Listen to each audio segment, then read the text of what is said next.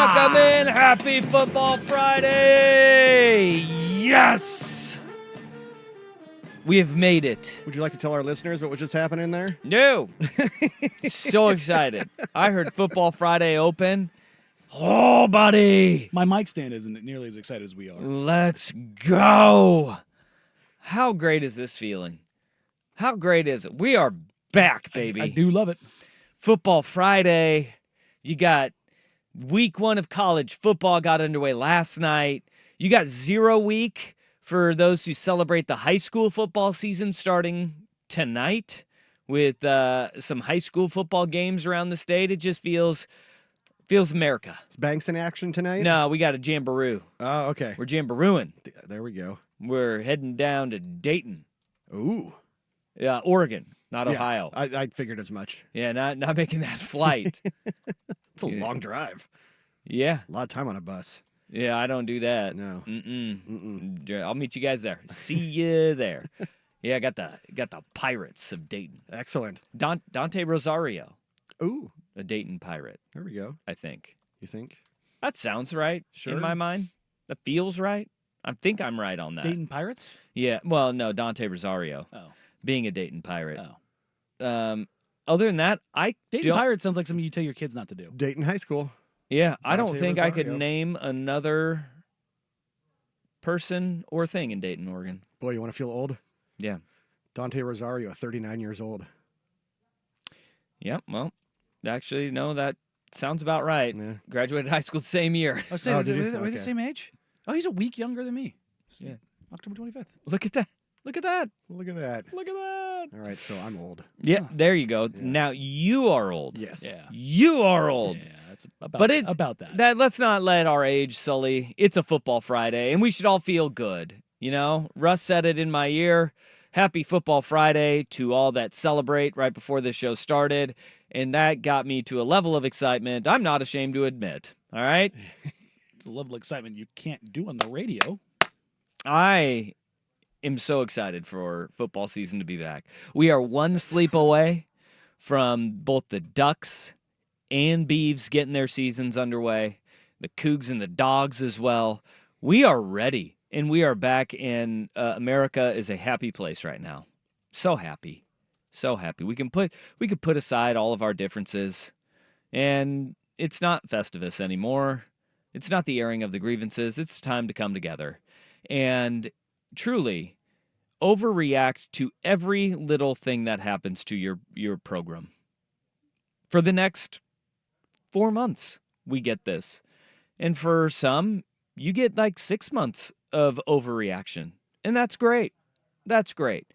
But we can come together and find hatred in our rivals, right? Isn't that what happens at this point? I do love it. Yeah. Like even the Pac-12 Network I didn't even know the Pac-12 Network Twitter account was still active. Yeah, somebody's still logged in there. They got it. And whoa, buddy, they threw some shade at the Big Ten today. It's fantastic, actually. So Big Ten Network, they give an update, and this is notable to all of those that are out there. 4 hours ago, college football is back. However, some Comcast Xfinity customers will miss the Big Ten season debut for Oregon and Washington. We encourage fans to call 1-800-COMCAST or go to allbtngames.com. All BTN Games sounds like you might get a virus going to that website, but they assure you. It definitely sounds like an offshore Sure. account. To which the Pac-12 Network quote tweeted, Jerry Seinfeld, yikes. Well, good luck with all that. Yeah. And then slowly standing up and backing away from his couch. Good luck with all that. And look, it's fitting on so many levels, right? You want to go and the TV deal wasn't good enough.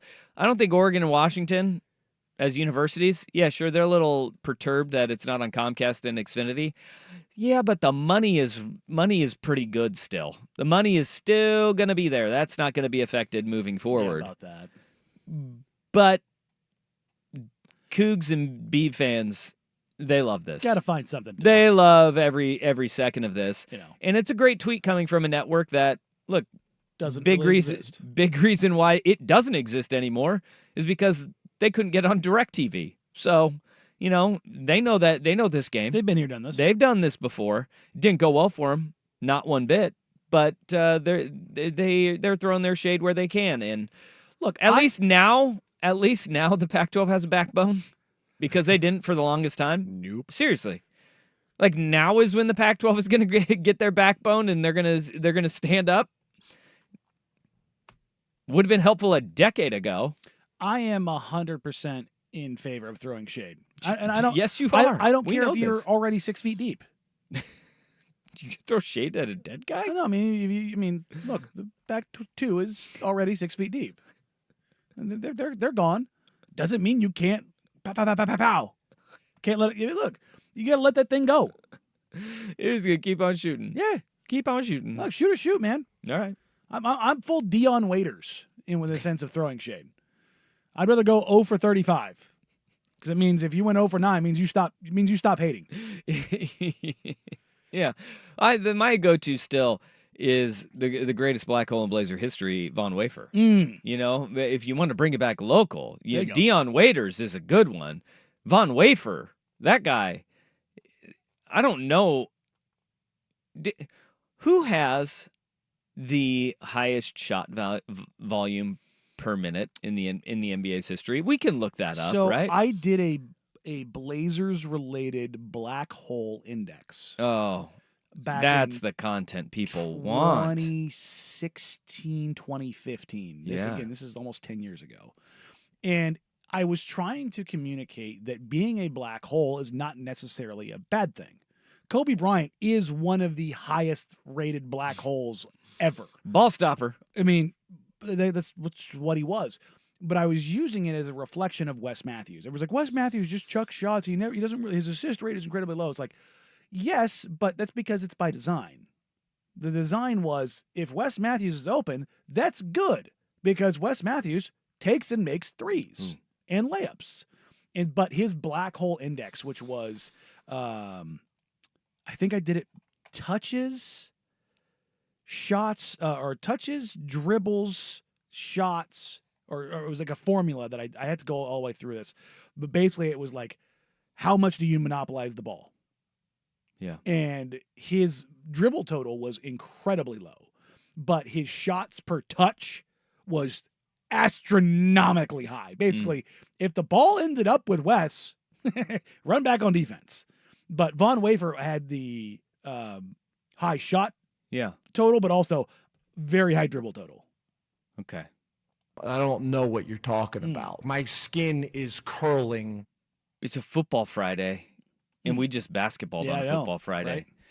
We did. I see what you did. I know what you're doing. That was interesting, though. I like that. I actually have thought about like bringing that We back. do. We should have the black hole index. It's fun to do that, to overlay that over the entire NBA every now and then to kind of get an idea of like stylistically, this is what this looks like. Okay. All right. Wow. Good luck. We got a football again. But before we get to football, the Vancouver Ford text line makes a great point. I can't unsee it now. 503-864-6326. Bob Ross is in the house. You are not wearing a hat today. No, I'm debuting the lettuce. You do look like Bob Ross. No, You look like Wario Bob Ross. nobody believes me when I say the hair is naturally curly. You look like Rob Haas, which is different than Bob Ross. But at the same time, the goatee as opposed to the beard, it makes you look like evil Bob Ross. Yep, that's what I'm going for.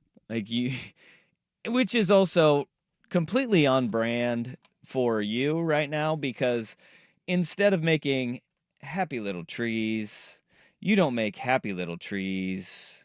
You are making your Happy little murder spots. your blood splatter videos there, and I have a lot of hate in my heart. It's like, it's not the soothing music of Bob Ross when you're painting. It's metal. Wario. No, it's this song. We know it's this. No, You're just sitting My there. paint by numbers is metal, baby. Yeah. Perfect. But we have unveiled the hair. It is. It's full. It's out in all of its glory. It is incredibly long. Ooh, buddy. Mm-hmm. For where it's at right now, but it's going to get longer. Yeah, it's a thing. Yeah, it's going to get longer. Okay, a lot longer. I got a lot of weight to lose. I don't know what this is going to look like as we move on. I don't know if you should straighten it or curl it even more. Even more, yeah. It's like really lean into the Bob Ross fro. Super curly. So, this is like literally out of the shower. Don't do anything to it other. Yeah, than, we can tell. Put it down. Well, I drove with the window down today, so it kind of got ruffled up a little bit on the way in. Boy, I like it. But we should keep it. We're gonna go down. We're gonna go down this road. Let's go. When it gets longer, it's going Barry Melrose. Oh, you're gonna slick it back. It's gonna slick it back. Now we're talking. Yeah. So we'll have the curls at the end. Yeah. Like Barry. Okay. But if I pull it back right now, it's not quite long enough. Yeah. It sits. P1B Rod is right. He's watching on the youtube.com/1080am the fan. You can see what we're talking about. It looks like a wig. Like one that you get because it sits up so high. Like one you They're get voluminous curls. Halloween day at the Spirit Halloween store, where it's like all the good wigs have been picked through, and you're like, we got this one left. We're just gonna throw this one on top. It's just very voluminous curls. Sure, you do. You really do. It's like you really do. It's a joke, but in all seriousness, it's a thing. My hair is stupidly curly. Yeah, well. It really is. It really is. So you got the hair. YouTube.com/1080am the fan. You can see it for yourself right there. He's not going bald. This isn't a rug. This is Danny's real hair. He's been growing this for a while, and I can't wait for the Barry Melrose look. Yeah, like that is when we are going to get. I think we're probably about 2 months away from that. Yeah, I think it needed to be probably about an inch longer. I think we're probably a couple more weeks of hiding it under the hat. Yeah, and then, but this was a good reveal. This was a good reveal. We brought the hat. You brought it, but you're just not wearing. No. Commit to the bit today, but then we can cover it back up, and then we can go in stages. Rust, go ahead, grab a screenshot of this. This hair that he has. And then what we can do is we can have the progression of Danny's flow over time. And I think this is our good starting point, because when you come back with the Barry Melrose look, I think the people are going to lose their ass, and it's going to be fantastic. Oh, when I slick this thing back, hopefully I'm almost planning on get you a pomade endorsement. Oh yeah, when it comes, it's gonna be wet. Yeah. I'm judging by the growth. It's like a little bit more than a half inch a month. By the time basketball season runs around, like the home opener, it's gonna be slick back time. Sweet. That's about 6 weeks away. I love it. All right, it is Football Friday. We got a lot of football that we got to get to today. Ducks and Beavs get their season underway this weekend. We'll dive into that. We got a new contract in the NFL, and I think we know who is at fault in the long standoff that happened in the Bay Area. We have got our championship of the best rivalry trophy in college football, and Danny's none too happy about who's going to be in the final Disgusting. But we will have our championship round. We will go in. I've been doing a little research, a little digging on both of the trophies. We will give a little bit more background and a refresher coming up at the 2:00 hour. But between now and then, we got football. We have so much football. But before we get to that, I have to just put this thought into the air. You're non-footballing. I am. Okay. Because once we get into it, I'm not gonna be able to touch this. Did you know with the Paralympics going on that there is wheelchair rugby? No. That sounds like the most chaotic sport on the face of the planet. And I just had to put that out there to the little seed to go into everyone's brain. Well, on that note, there is a video that's going around of wheelchair table tennis, and there's this South Korean fella. With no arms? No. There's a South Korean fella, and all he does, he just has this incredible touch where he just always puts it right on the other side of the net. So the other guy literally can't reach his paddle far enough. Oh, no. And it's like it's a collage of just point after point after point after point after point that this dude just racks up where he's just like lobbing it up in the air and the ball just kind of goes bloop, bloop right on the other side of the net. And the other guy's just kind of looking at him like, really? Well, there's a guy that's playing right now. Also, there's another video of a guy playing with no arms. He picks the ball up with his toes, throws it up in the air, and hits the paddle with his teeth. Incredible. So- Incredible. So how would that guy get to? Like this dude is just like, it's amazing because like, Feels like it's like I've just hit it hard at him, mean-spirited. right? Hit it hard. No, he finds a way to just get his paddle right underneath it. Doesn't that feel a little twisted?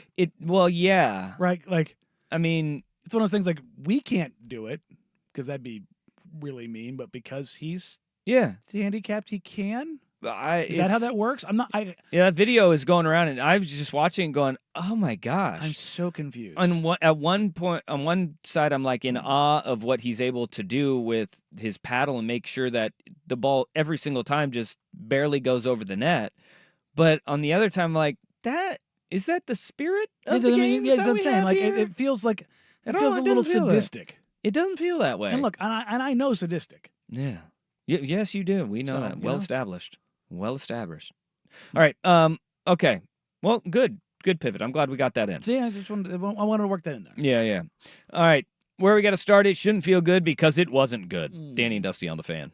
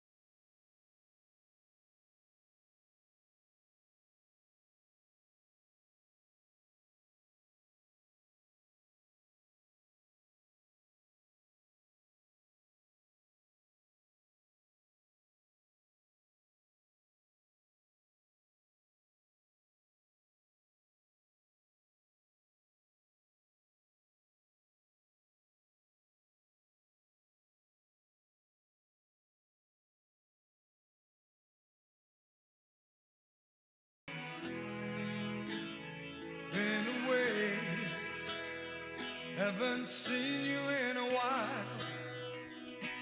Have you been? Shotgun snap taken by Shador, throws it right side. Travis Hunter reaches up, makes a spectacular grab. Touchdown! Touchdown, Colorado! He's an alien. He's a freak. He's a mutant. He's the best player in college football. And the Buffaloes take a 10-point lead, 30-20. Oh, Mark Johnson on the call, Learfield Sports, Buffs Radio Network. That guy's got the best pipes around. Yeah. Like He's got a voice made for radio. And he is exactly like you would think he looks. Mm-hmm. He wears a cowboy hat, hat everywhere he goes. So he's Boots. not Noah Eagle. Belt buckle. He is a mountain of a man. Mm. He wears like the He's like Brick the, from Anchorman. the tweet. No, he's Champ Kind. Or Champ Kind. Sorry. Yeah. And he wears that same jacket. Like he wears like the Western like suit jacket. And he's the nicest guy with the ever. patches. He's the nicest guy ever. Love Or it. is it the tassels in Dumb and Dumber and Jim Not Carrey? don't know. That's He's a bummer. no, he's not a fancy lad. No, he it's is patches. he's a workman. rancher. He's a workman. And I think he does. He lives like on a ranch. I mean, if you live in Colorado, it's Yeah. My aunt lived there for 20 years, 30 years. Oh, all right. They had their own ranch out there. It's kind of like if you don't live in the city, you live on a ranch. But what a great call for Travis Hunter, because that Heisman campaign, you asked yesterday, is it the start of the Heisman campaign for Travis Hunter? Absolutely. Was that the catch how? in the end zone where he got interfered with, or is that the egregious push off? Which one was that? That was the interference catch in the Okay. end zone. where he got pushed. He is absolutely electric. Played 70 bleeping snaps last night. He missed 2 plays. Yeah, Unreal. 129 snaps. 2 plays in the entire game. Now, talking to sports performance people last year, the big question was, Can he hold up? will his body be able to hold up, and can he play for a full season doing this? And you saw it was a cheap shot against Colorado State, right, where he got hurt. Mm-hmm. But when you play that many snaps, it doesn't matter. You're going to be exposed to cheap shots. You're going to be exposed to wear and tear throughout the course of a season. I don't know if he can. But what we do know is that even in limited run, the guy, we saw it with Charles Woodson, right? Yeah. Charles Woodson was a defensive back, a return man, and very limited offensively. Mm-hmm. He got a few offensive snaps in, though, throughout the course of the season. The fact that Travis Hunter goes off for 132 yards, 7 catches, and 3 touchdowns, even at the beginning of the year, even against an FCS opponent, that right there, if Goes in he the can total. hold up Mm-hmm. and he can play even 10, if he can play 10 games this year, Mhm. he probably He is probably wins the Heisman. probably is a Heisman Trophy winner because he is really damn good. He is a game breaker. I also have been saying this for a really long time. Travis Hunter's a better receiver than he is a corner. I watch him and everybody's like, oh, he's going to be CB1. No, he's a better receiver than he is a corner. He's what makes him effective as a corner is his ball skills. He is a, yes. That's And what makes it's not he doesn't want to tackle. he's not a, well, neither did his coach. But Fair. He's not a tactician. No. He is not very sound It's as that a he's defensive back. tall, long, rangy, and he's got crazy good ball But skills. he can make up for being out of position with his sheer athleticism, which I don't think you're going to get away with when you get to the NFL. No. We've seen against really good receivers in college. He can't get away with it then. But the crazy ball skills too, and being able to play defensive back like a receiver and go and high point the ball too, that is where he is different in that regard. He's a better receiver though. Yeah. No, he is. I mean, that catch in the end zone was incredible. Bonkers. I mean, it had no business making that catch. Nope. The raw talent is unreal, and I don't know if he's gonna be, a world-changing Justin Jefferson type wide receiver, but if you told me he ended up being it, I wouldn't bet against it. No. You know what I mean? Like even though he's not the most, again, tactical or the most precise, he is so overwhelming as an athlete with his size and his catch radius, and his hands are otherworldly. He's really good. Like it really is. But the problem is for Colorado, they needed every last ounce of that to remotely play with North Dakota State. Colorado is not a good football team. They're going to get smoked this year. If you look at what, I don't know, Kansas did to Lindenwood, and look, North Dakota State is an elite FCS program, Yes, they and won they are very 6 good. of their last 7 against FBS schools. Okay, but you look at what Kansas did, you look at what Utah did, and by the way, Cam Rising is back. Did you see that 10 first touchdown throw? Well, oh, good his Lord. first half, he played a half of football, went 10 of 15, 254 yards, and 5 touchdowns. That first throw was, And that was the hey, his knee's fine. And this is the difference, though, between and look, Colorado offensively, they are improved. They are better than what they were a year ago. But here's the deal: with their defense, still is not very good. Their defense still is not very good. When you look at the fact that North Dakota State piled up damn near 300 yards through the air, 157 on the ground. You look at that and you're like, all right, yeah, they're going to have some problems when they get into Big 12 play. The biggest difference here in like North Dakota State being in a great FCS program is that Colorado in everything that, that's not Louis that he brought in last year, Dion. It's not Louis that he brought in this year either. They are not very well coached.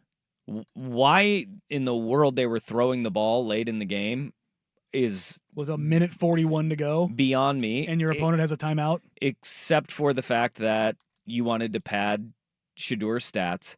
And there was a thought in that coaching staff that if we don't run out the clock offensively, we're going to lose this game defensively.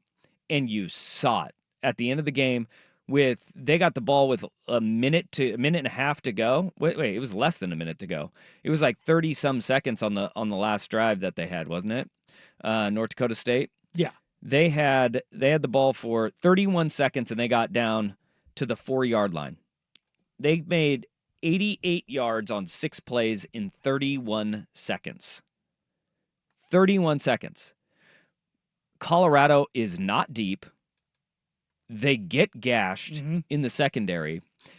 That is a problem. And this is why it's such a huge problem is that the FCS, even though North Dakota State is an elite FCS program, you have 22 fewer scholarship players available for you. 22 in that fourth quarter. If you're the team that's melting down in the fourth quarter, that tells you all you need to know about what is going to happen when they play another team that has 85 scholarship players. North Dakota State sat there and watched the Colorado State film from last year and said, hey, those mesh concepts, those worked really well. Why did other teams stop doing that? And then what did they do? Every single big gash play. Well, everybody kept doing it to them after that Colorado State game. The idea of like this was going to be different. And they just said, we're going to keep doing that too. Yeah. And every single big gash play was a drag, and then turned upfield at 45. And the receiver for North Dakota State, number 1, was that Henderson? Yeah, that was Henderson. If he had one more gear, like if he had the true elite FBS, let's say he's Travis Hunter.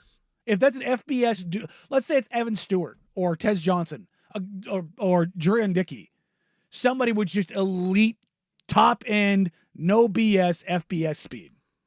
Those are touchdowns. Yep. Like he got caught just barely a couple different times on 5-7 yard drag routes. Nothing. Just mesh concepts over and over and over and over and over. You're sitting there going, they're breaking massive. What did they throw the ball? 24 total times, and they got 300 yards. And that was, if you looked at that final drive,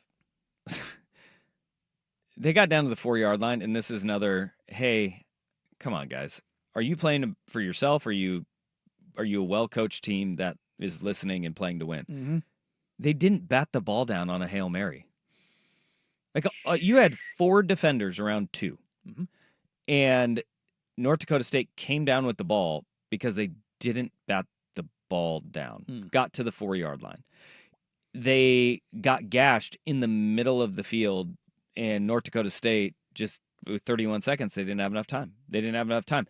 They would have, if there was a minute to go in that game, they would have won. North Dakota State wins that game. I mean, without a doubt in my mind, and that's why they were throwing the football. But it also was to the detriment of, if you run the ball, and if you are a good team, they never get the ball back. In the fourth quarter, you can run the ball against even an elite FCS opponent and say, we are going to pick up a first down. We are going to continue to move the ball down the field. But the reality is, Colorado's offensive line is still not that good. They went to, all right, Shedeur, Travis, Jimmy Horn Jr., you guys save us. This is the path that we have to do to win this game. And they got just enough time off the clock to where they were able to punt. Their punter's good. Punter's really good. Shedeur Sanders got rid of the ball quicker. He sure did, except for the last play. Oh boy, that's a tough pill to swallow for North Dakota State too. Underthrowing it by 5 yards and getting a PI. You get a ton of pressure on Shedeur Sanders. It's 3rd down and 8. And at that point, it was 3rd down and 8 with a minute 52 to go, and Colorado's on their own 27-yard line. I mean, they got a punt there. You would have to punt the football. You would have saved North Dakota State timeouts. You force Shedeur to scramble around, and look, he is elusive. He's not fast. No. He's not a runner, right? But he is elusive enough, creates enough time. He scrambles for 10 seconds, and a wildly underthrown ball draws a pass interference, which it was a pass interference. Yeah. Right? DB didn't turn around and look, but the ball was underthrown. If that, like, that's such a tough pill to swallow. I want State. that call changed. Is that if the ball is that far underthrown? Yeah. If it's egregious, it's uncatchable. And it was like, oh, then it becomes subjective. I'm like, it's like the Supreme Court. You know porn when you see it. Yeah, that's the same thing. You know, there's a 0% chance that anybody's getting that ball. Yeah, I think the receiver could have gotten it if nobody was there. Yes, but I mean, the DB was in a trail position. He's like, his thought in his mind is, I need to catch up to this guy who's been scrambling around for. The ball was, I think the play was 9 seconds long. It literally was 9 seconds long. Being in coverage for 9 seconds is insanely tough to do. You know, it's like 3.5 seconds is about your max when you're chasing a guy around. And he was in recovery mode saying, I don't want to get beat over the top. And then it was, I mean, that ball was 5 yards underthrown. Receiver could have come back if nobody was there. I agree, though. I would like to see it go away. But as the rules are, that was PI. They get bailed out on that because of the scramble, the underthrow, and it's just like, oh my goodness. That's tough for North Dakota State. But at the same time, Colorado wins that game, and Coach Prime was none too happy about it. Hear what Coach Prime had to say after Rust with SportsCenter. This is a Football Friday edition of Danny and Dusty. Brought to you by the Odyssey app. Now, from the Fan Sports Desk, a SportsCenter update on 1080 The Fan. This update brought to you by Laurelhurst Market Steakhouse and Butcher Shop. Grab your meat for grilling season and save 10% on your Butcher Shop order when you dine in. Menus at laurelhurstmarket.com. First on the Fan, a little over 24 hours to kick off for the number 3 Oregon Ducks. They're 43.5-point favorites over Idaho in tomorrow's 4:30 kick in Eugene. Coverage on the Fan starts at 11 a.m. Catch Dirt Dusty and Anthony Newman on Ducks Game Day at noon, and stick around after network coverage for the Ducks postgame scoreboard show with Ryan Buckley, Will Ortner, and Schultze behind the glass. The Trent Bray era at Oregon State begins tomorrow as they host Idaho. 3:30 kick on the C-Dub. Beavs are 28.5-point favorites. College football tomorrow over on 910 ESPN Portland. Tune in at 8:30 a.m. for Penn State at West Virginia, and coverage of Notre Dame at Texas A&M starts at 4 o'clock. ESPN's Jeff Darlington reports the Dolphins have agreed to a 3-year extension with head coach Mike McDaniel, keeping him in Miami through 2028. And Chiefs head coach Andy Reid says wide receiver Hollywood Brown not expected to play in Thursday's opener against the Ravens due to a shoulder injury suffered in the first preseason game. More sports scores and stories in 30 minutes. I'm Jeff Rust at the Fan Sports Desk. Listen live or on demand on the Odyssey app, the Fan's desktop player, or tell your smart speaker to play 1080 The Fan. The Fan Merch Locker has new shirts from the fan shows and hosts you love. Get yours now at 1080thefan.com.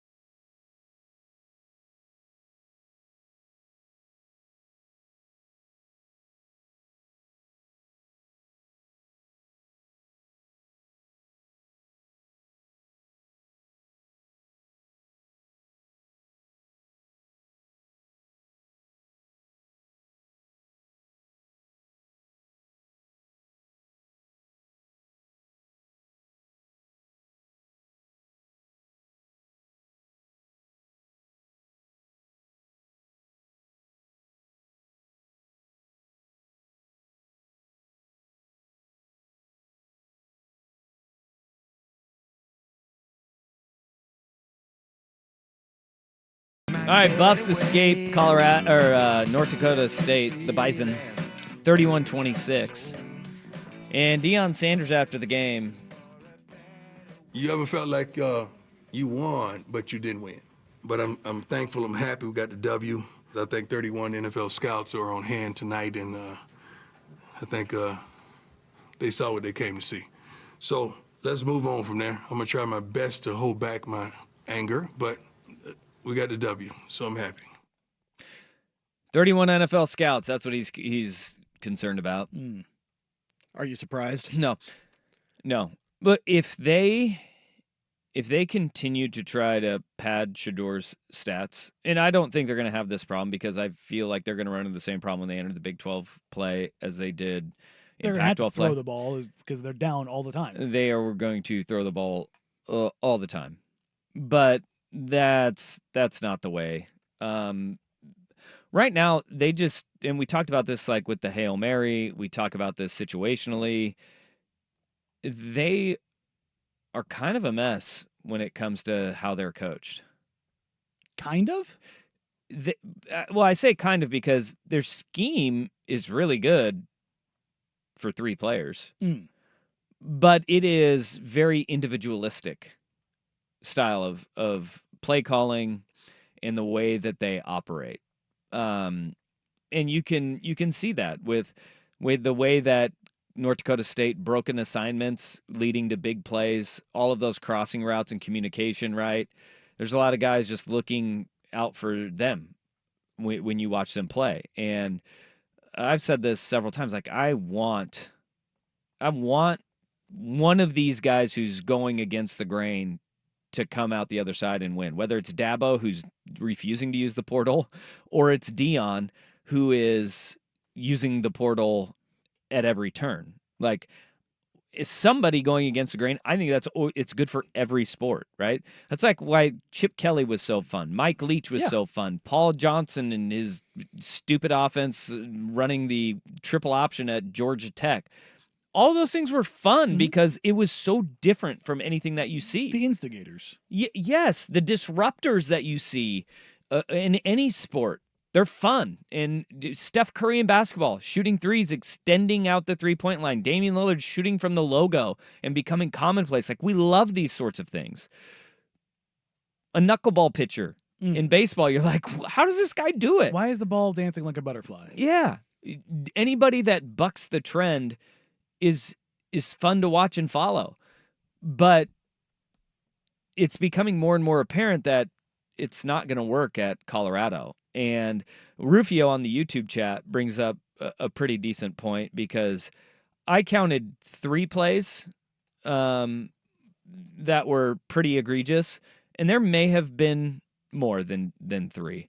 Rufio says, Colorado earned the win. Can we admit that Shiloh Sanders is a dirty player and it's been enabled by Prime? Going back to spring ball where Colorado football posted the late hit in that indoor practice, there were 3 plays last night where you just go, how are you? Any other player would have had their butt yanked off the field and not played again. There was one where he runs a Colorado or North Dakota State player out of bounds. The guy, he throws him onto the bench and then pins him back against the bench after the play is over and he's out of bounds. Another one, he runs a guy. Colorado has very narrow sidelines there, not a lot of room between the stands and the sideline. Throws him into the padding against the wall. Another one where he got a flag for a late hit. A receiver is blatantly going out of bounds. Takes step and a half out of bounds. Boom, lights him up on the sideline. Shiloh is a dirty player. Yeah. The only play that I can think of that's more egregious is the one I tweeted out earlier from the Pitt BC game. I think it was from last year. When somebody wanted to know the definition of targeting, did you see this one? The full launch. Oh yeah, launch helmet to helmet right in the ear hole. That's brutal. That's the only thing I think I've seen in recent memory. I was like, yeah, no, that's intentionally dirty. I do have again a little bit of a squirrel moment when it comes to dirty plays. Did you see the North Carolina running back that trucked the woman on the sideline last night? No, I didn't see that part. Oh, I tried to stay away from that game. It was so disgusting. That game Thursday night college football so hard. I don't know what was on that ball, but oh my God, they fumbled that ball more than it was North Carolina fumble, Minnesota fumble. Minnesota gets the ball back. They get a big play down the field. Receiver gets hit. Ball pops out, hits the turf, bounces right into the chest plate of a Minnesota player, takes off running down the field. It was so drunk. But the one thing that didn't happen, you know what didn't happen last night? No points in the third quarter for Minnesota. Third quarter, remember, that's the Culver's cheese curd quarter. No points for Minnesota. They got 0 points in the third quarter. The third quarter. Third quarter.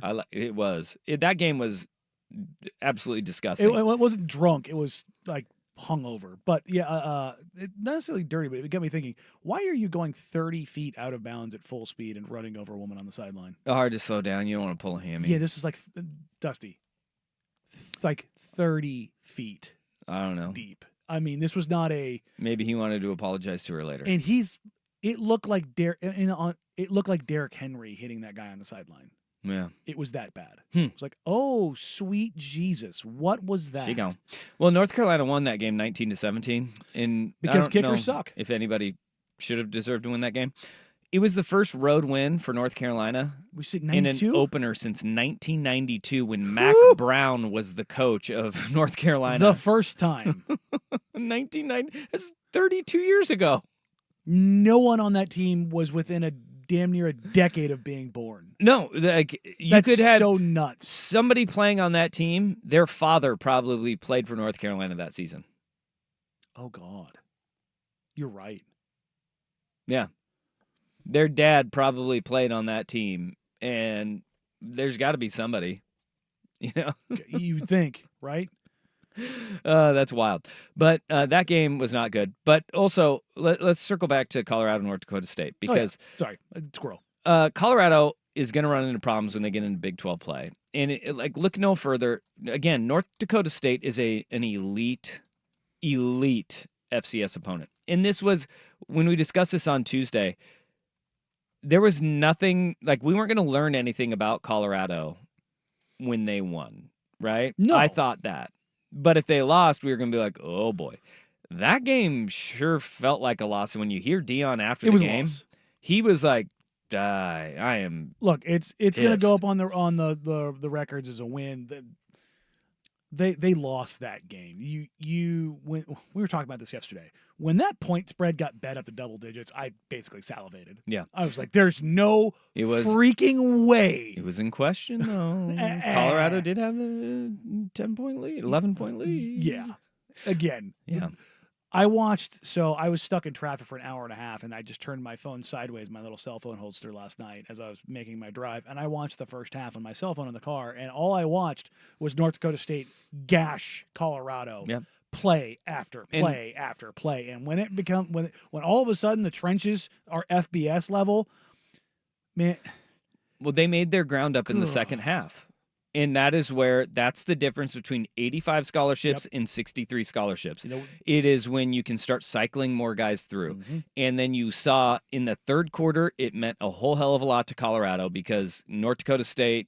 You ride that wave. This is your Super Bowl. You have that momentum. You play really hard. You are very good in your starting 11 on both sides.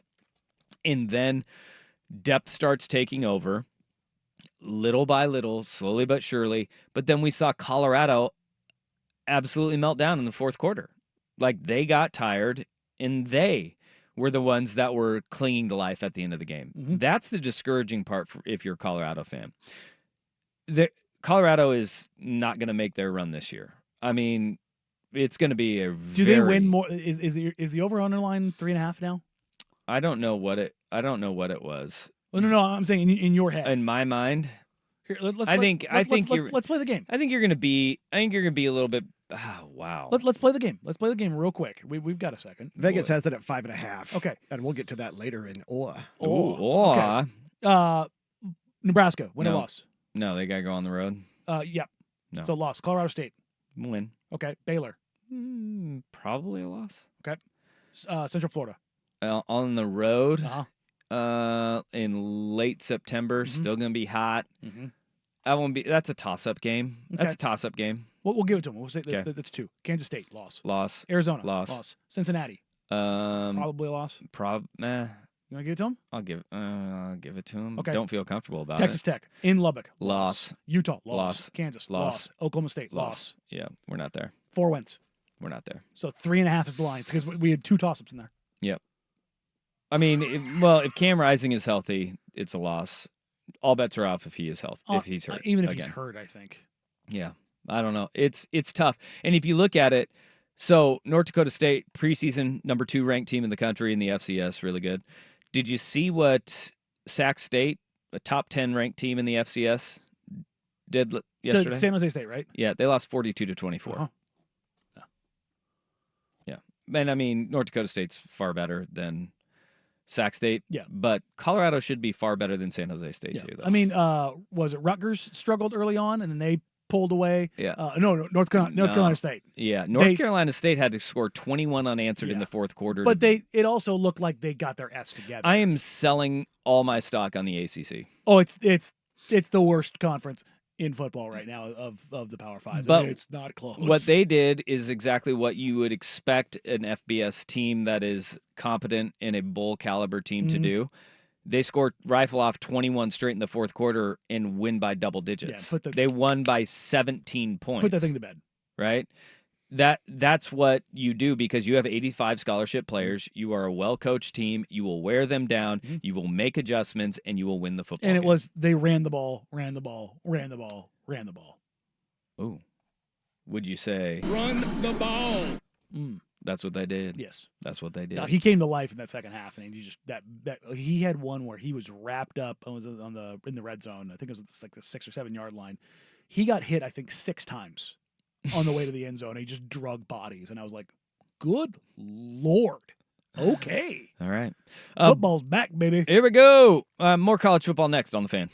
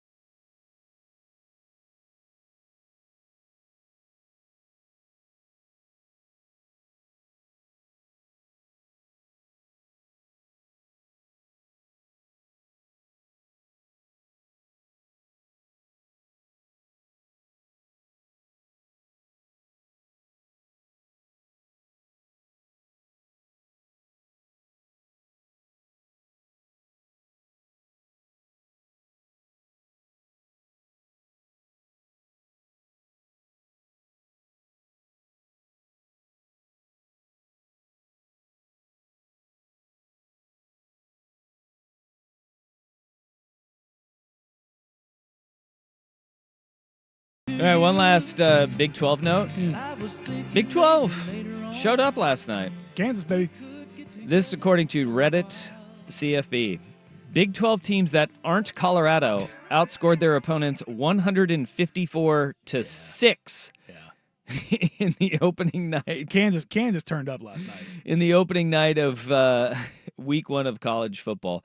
There were some routes, and they did play the toughest team. It should be noted. Number 12, Utah, mopped the floor with Southern Utah, 49-0. Again, Cam Rising, 254 yards, 5 touchdowns on 10 of 15 passing in the first half.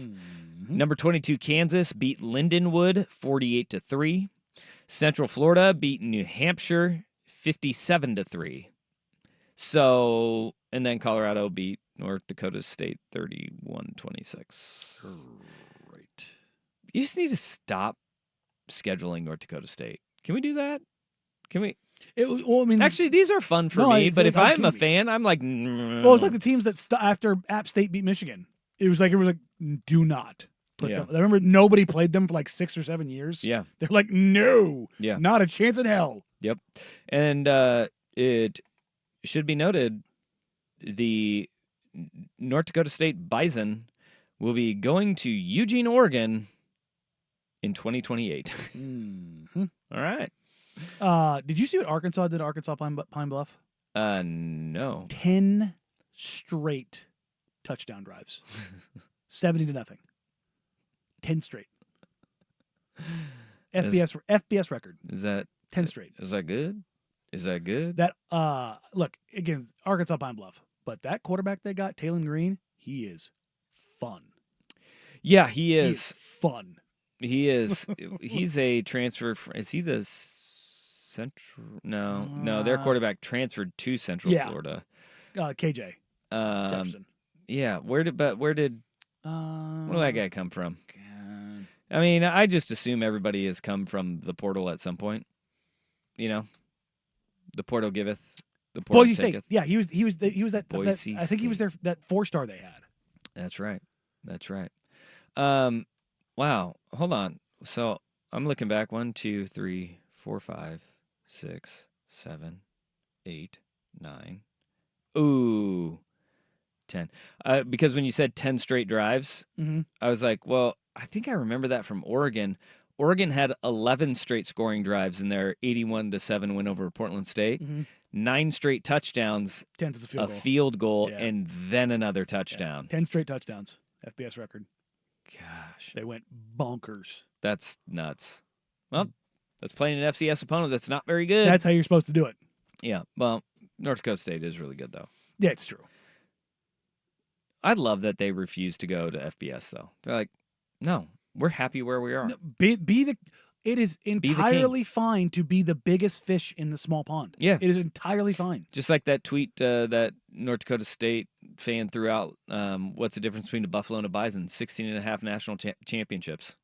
Did you see Colorado's response? Yeah, That's great. Did you see Colorado's response? No.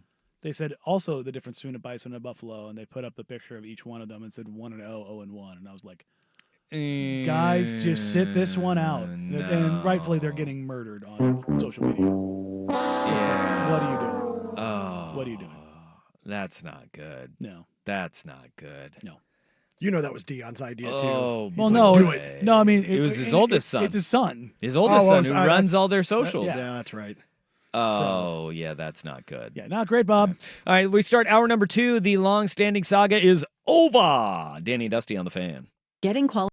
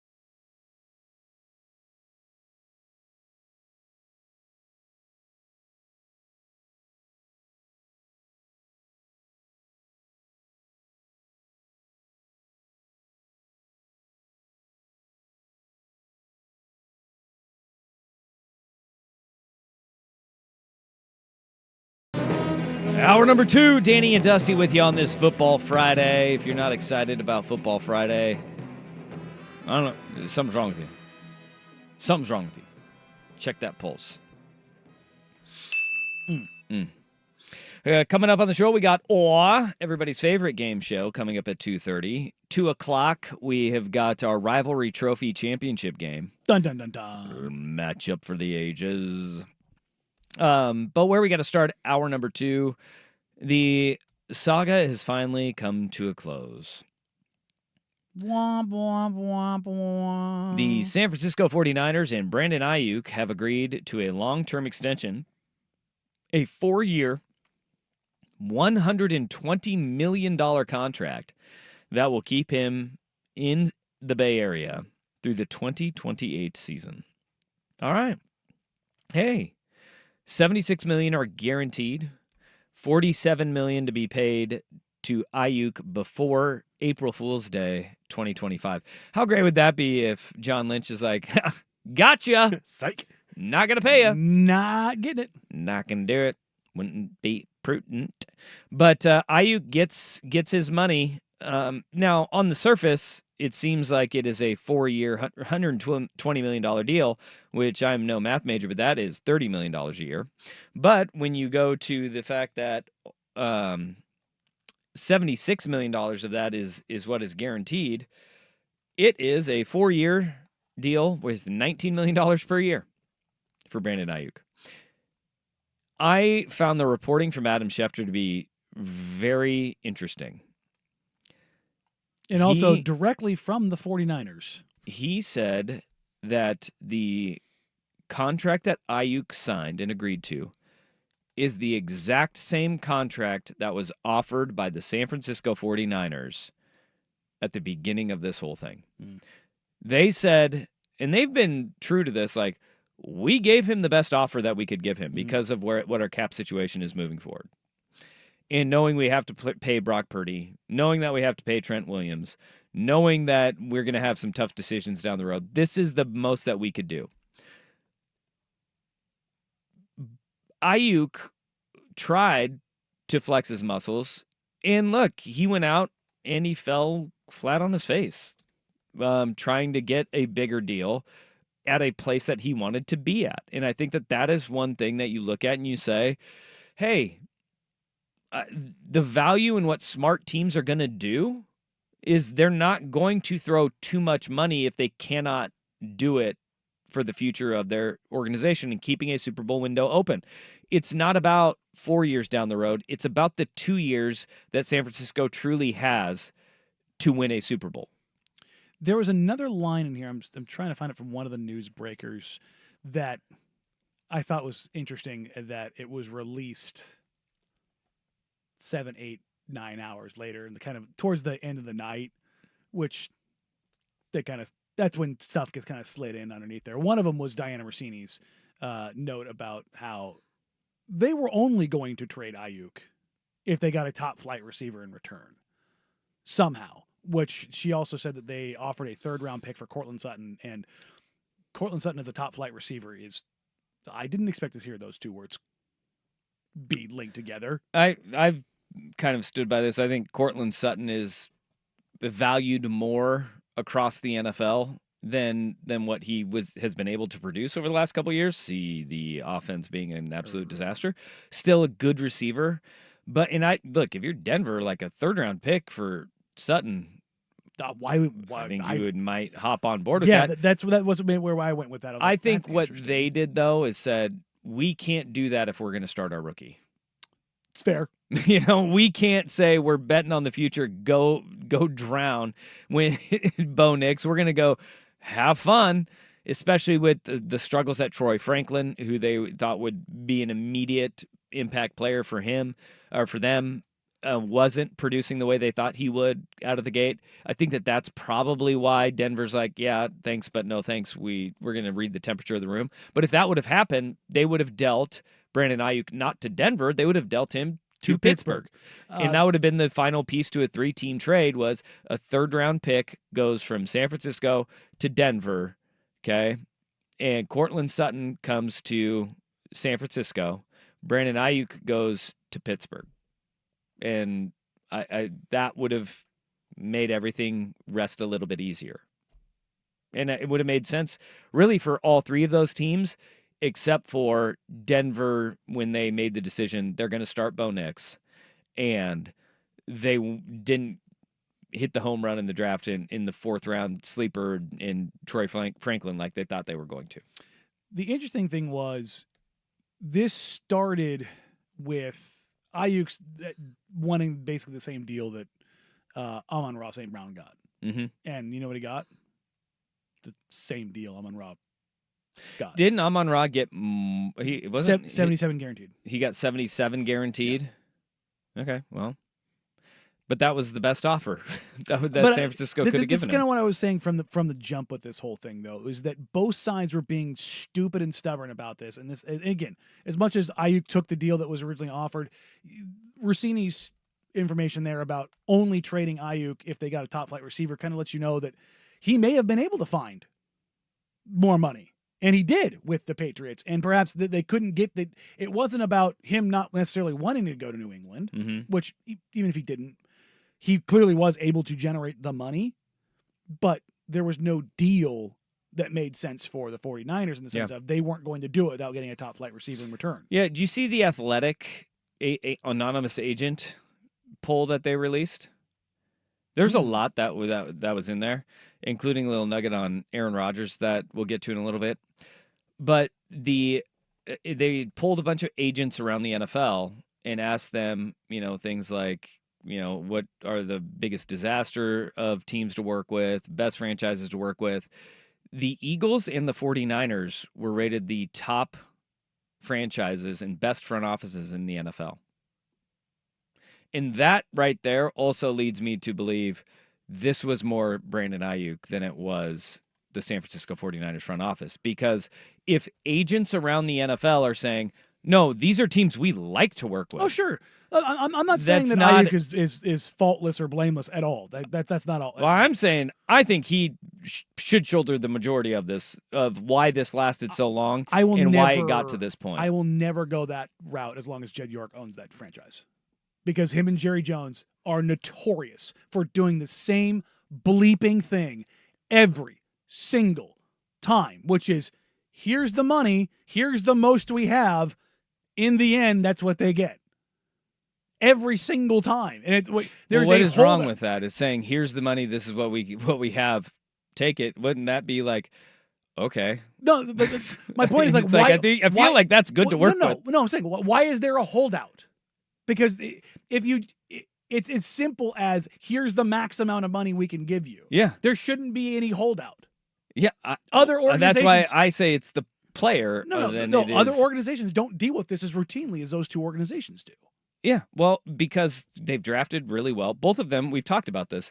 They both drafted really well, and you're sitting there staring down what the ledger's going to look like, and you're going, we got to pay him, we got to pay him, we got to pay him, and you get into a bind that way.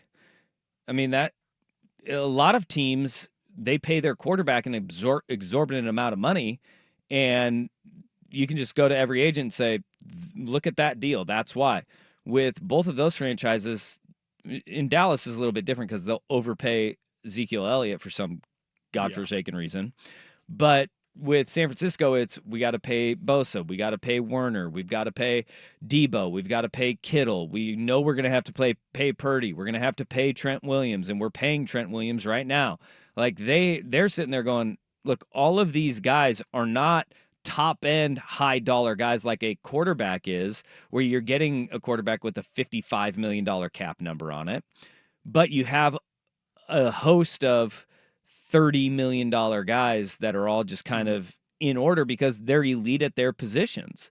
And when you have a bunch of those guys, a guy like Brandon Aiyuk's like, I want that money too. And they're like, well, we're already paying Kittle, Trent Williams, Debo Samuel, Christian McCaffrey. We're already paying all these guys at the top dollar. And that's a little bit of a tougher situation for San Francisco than it is Dallas, because Dallas will just be like, we want to keep you. We're going to pay you all the money. And then here we are.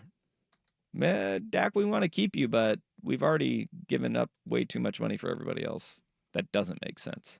And nor does you wanting $62 million. Yeah, did you see his quote? About him not wanting to negotiate and be a distraction during the season? Yeah. Yeah. That seems like a quote. That seems like a distraction. I didn't think of that, but yeah, you're Just right. shut up. Either shut up or talk. Don't talk about shutting up or shut up about talking. I'm so sick and tired of the double speak. Yeah. I need to be better, but it's everybody else's fault. Why do people hate the Cowboys and Dak Prescott? Oh, I don't know. Zero self-awareness. Absolutely none. That's probably where I'd start. That's pretty good. Just unbelievable. Pretty good jumping It's off the point. kind of thing that, like, it's so dumb. If you wrote it into a plot, you're like, come on, guys, we're laying it on too thick here. Yeah. That's the Cowboys in a nutshell. A little. All right. Who has more power than any other player in the NFL, which has made his team, quote, in disarray? Next on The Fan.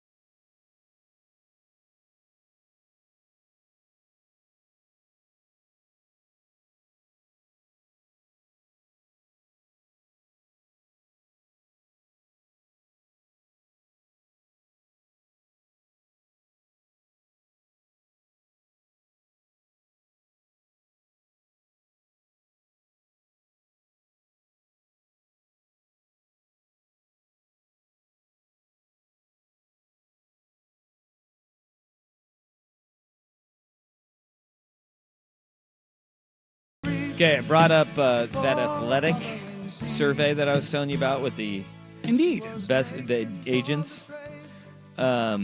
This is what the agents, by the way, 5 said the Eagles, 5 said the 49ers on the best run franchises in the NFL.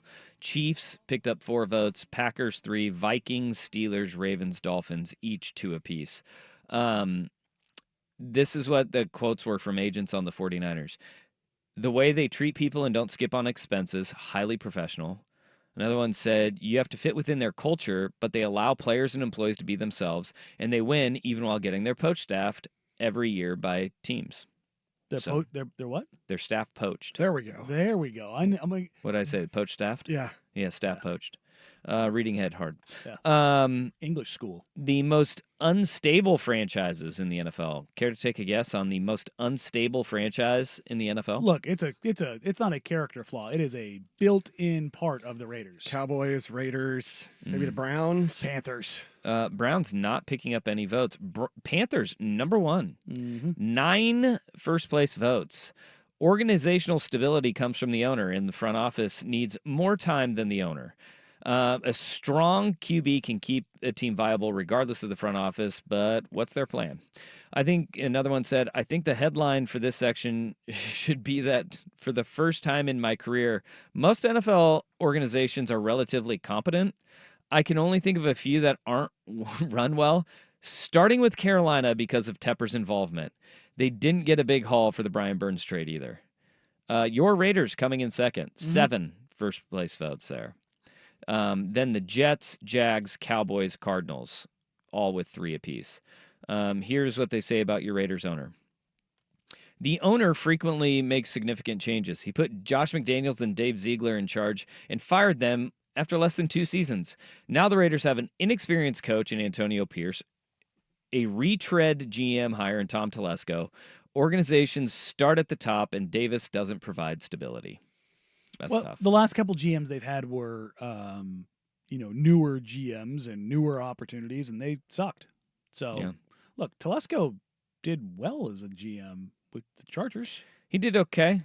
I think that was like the ownership being a mess, but I think that's kind of what they're saying here is ownership is a mess. I want Mark Davis out. Number 1, he's broke. Tom Brady's in. He's also not rich. Oh, yeah. He's not even the richest person in his own family. Oh, no, they're divorced now. I know, but they still. Maybe the alimony. Oh, yeah. The fact that he probably gets alimony is insane. Does he get child support? No, I don't think that he's around very much.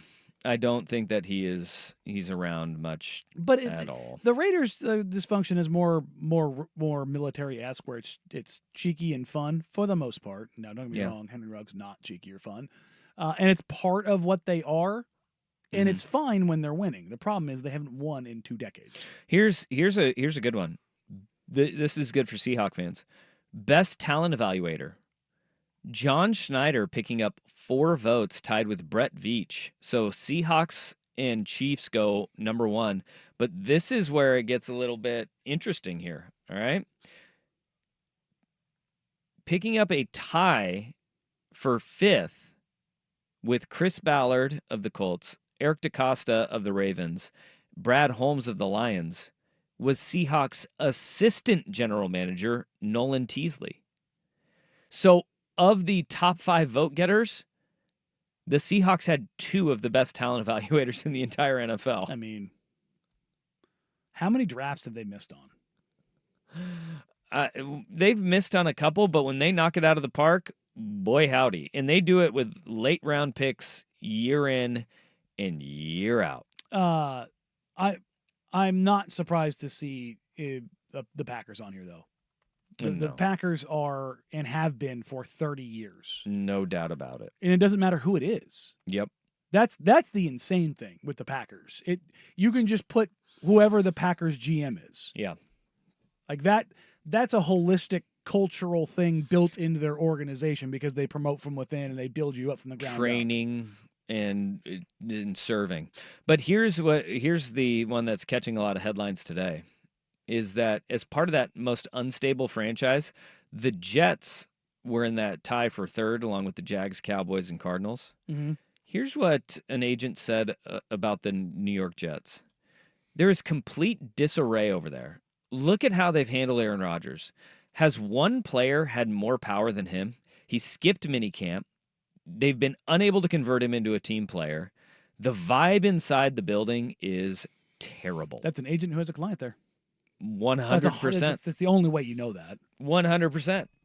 Or an agent who has a client that said, "Get me the hell out of here." Yeah, somebody who has been there. Yep. Because like this is one of the things, like when you cover a professional sport and you're in a locker room, you know. Mm-hmm. And I say this not because I'm carrying water for the Blazers. The vibes last year, even in the hellscape that it was, were still good. Like I've been in bad locker rooms. I've been in like organizations. End of Nate McMillan era. Yeah, I mean literal mutiny. Guys getting fired. Like, and guys just sad. Oh, and not only that, getting the hell out. Yeah.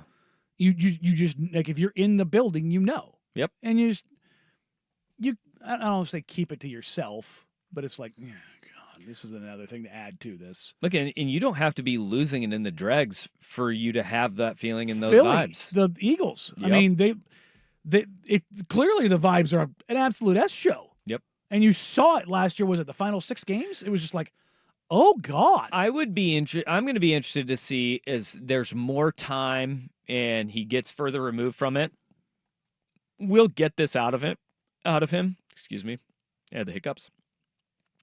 We'll get this out of him eventually, but Jason Kelsey's true assessment of what happened. Like when when he gets a couple years away. When we finally get that, because the PR tour stops. Yeah, I mean, and he's always going to be an Eagles guy through and through. He's not going to throw anybody under the bus, especially guys that are still in that organization and still there. But when enough time gets removed, I really would love to hear his insight and his take on what happened last year at the end of that season, because it wasn't just injuries. There was so much more. I wouldn't even blame the injuries. I would blame the other stuff as more impactful. Another line in here, though, about the Broncos. The dysfunction between the GM and the coach over who is calling the shots. Somehow Sean Payton has wrestled control from George Payton. Yeah. The head scratcher there. Interesting. And that is always sets you up for success. Right? When they're when you have infighting at the top of the franchise. Yeah. And that's really because Mickey Loomis and Sean Payton, they were known in New Orleans for having such a close and good working relationship with each other. And to have this kind of come to the forefront, ruh-roh, no bueno. The other one in here, the Cowboys, will they extend Dak? 18 of the 31 respondents said yes.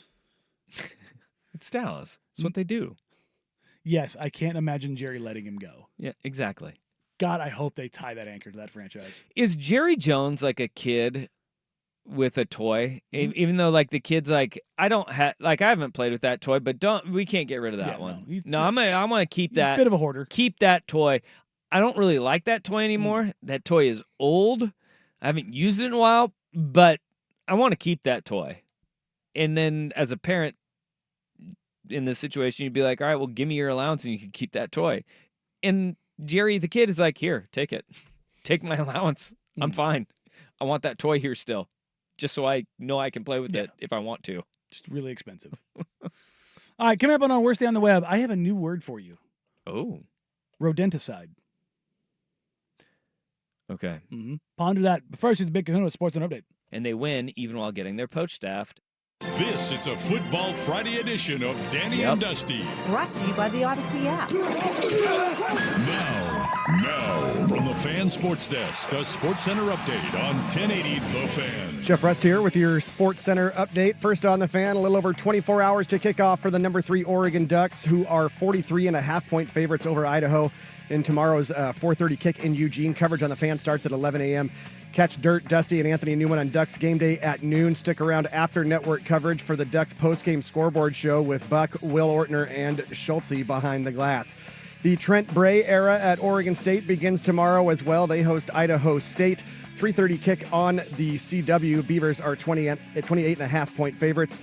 College football tomorrow on 910 ESPN Portland, 8:30 a.m. for Penn State and West Virginia, and coverage of Notre Dame at Texas A&M starts at 4 o'clock. ESPN's Jeff Darlington reports the Dolphins have agreed to a 3-year extension with head coach Mike McDaniel, keeping him in Miami through 2028. Chiefs head coach Andy Reid says receiver Hollywood Brown not expected to play in Thursday's opener against the Ravens due to a shoulder injury suffered in the first preseason game. And UNC quarterback Max Johnson will miss the rest of the season after having surgery today to repair a broken leg suffered in last night's win over Minnesota. More sports scores and stories in 30 minutes. I'm Jeff Rust at the Fan Sports Desk. Listen live or on demand on the Odyssey app, the Fan's desktop player, or tell your smart speaker to play 1080 The Fan. Got a smart speaker? It's the Fan in your office and every room of your home. Tell your smart speaker to play 1080 The Fan.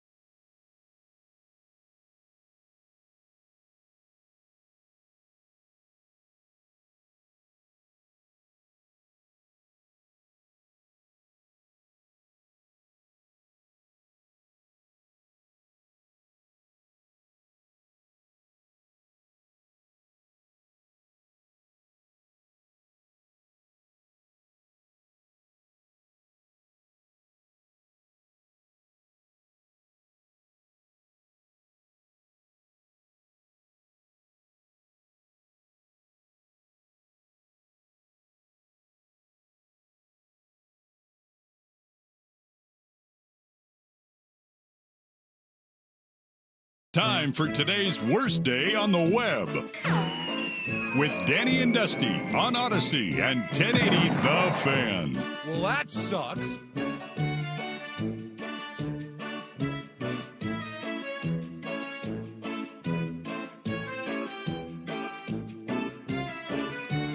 Every now and then I come across a story where I'm like, that's going to be our worst day on the web. Okay, hit me Just with by it. the headline.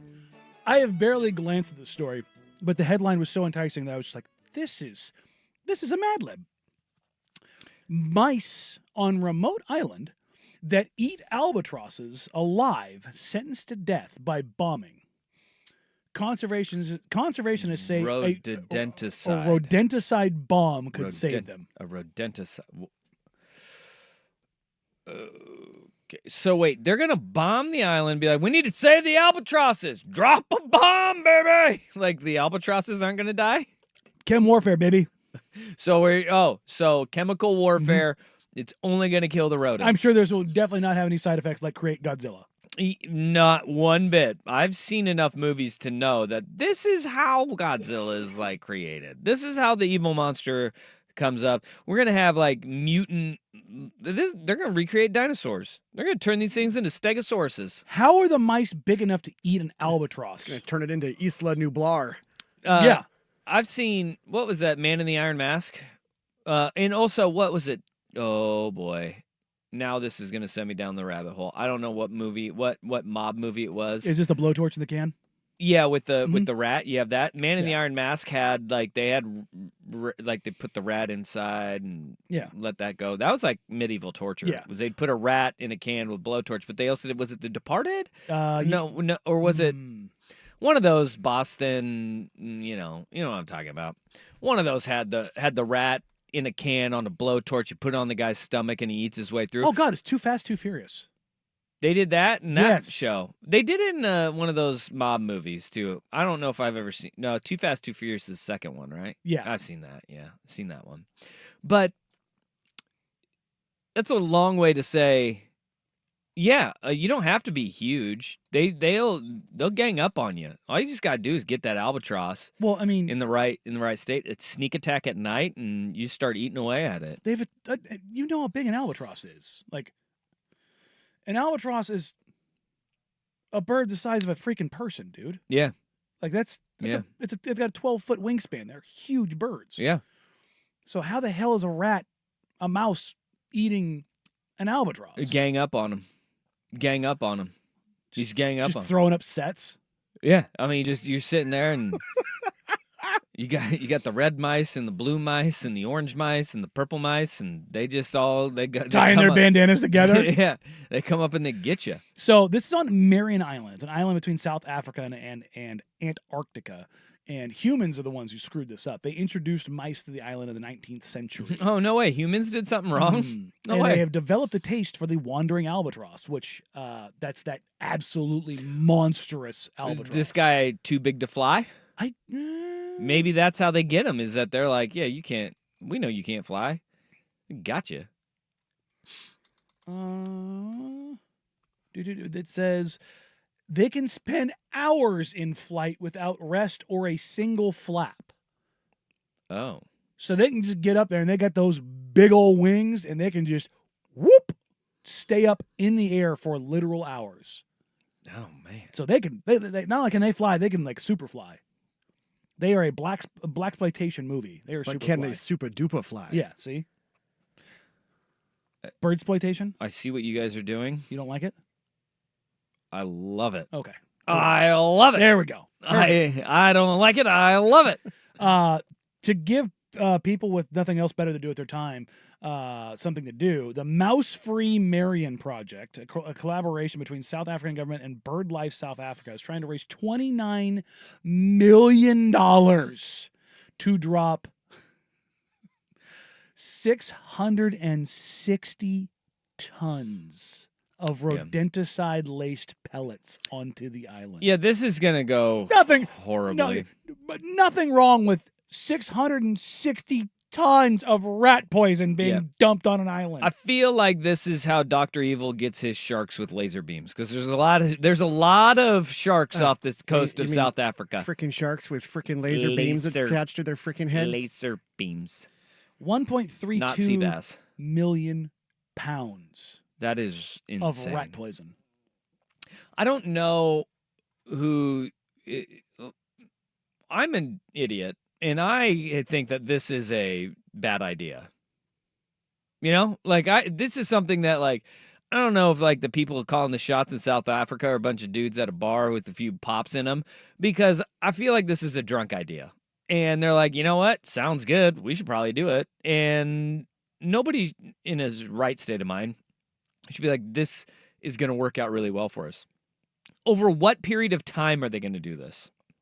Like, are they going to just blanket the area? Oh yeah, and no, say, like it's full we're going on. to do it all at once In the winter of 2027. They are going all right, to. so they get 3 months. This is going to be like.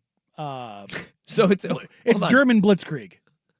It's a massive issue they're super worried about in 2 years.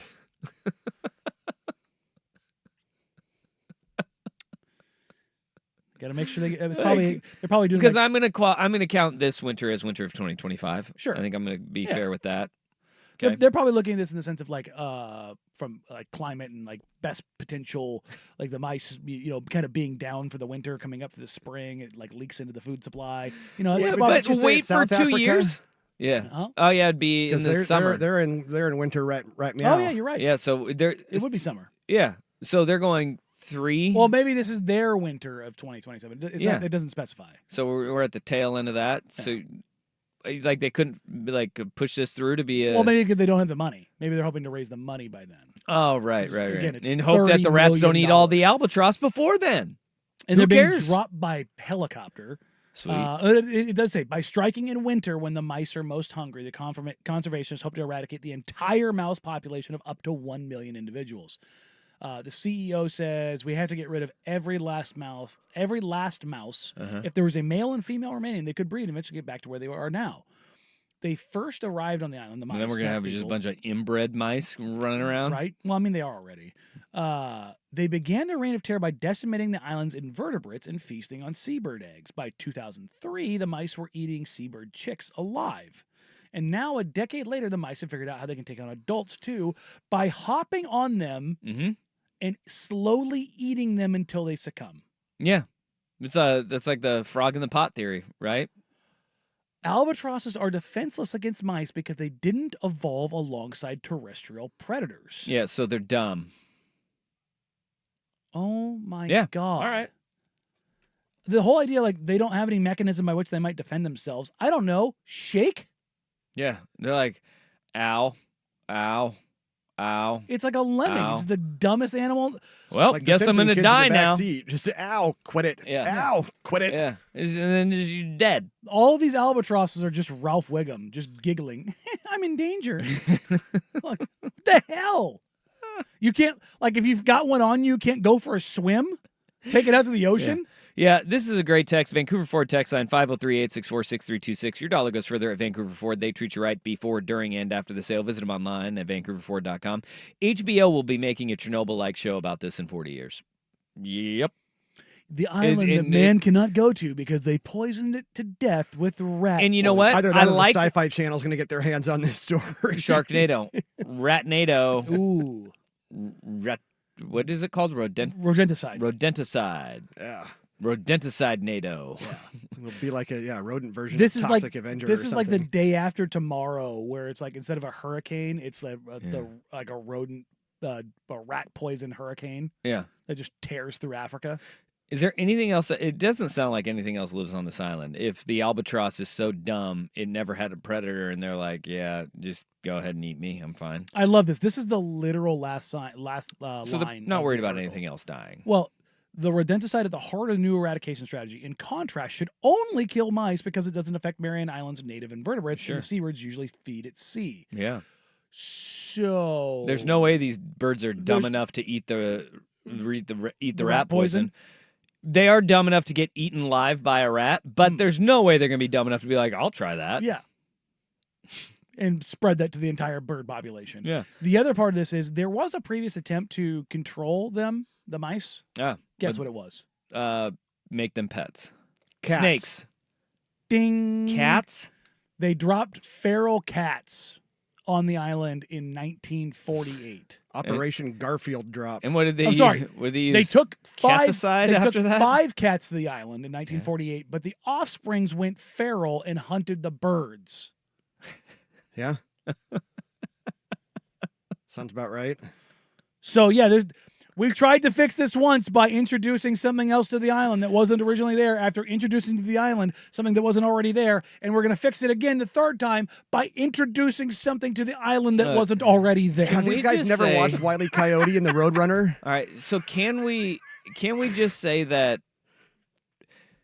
maybe It's- Darwin in this, like, only the strong survive? Maybe the albatross. Maybe the albatross. It's You a know, big like, dumb bird. If you get, like, we're like, hey, dude, you keep getting eaten by these rats, and then they're No, like, no.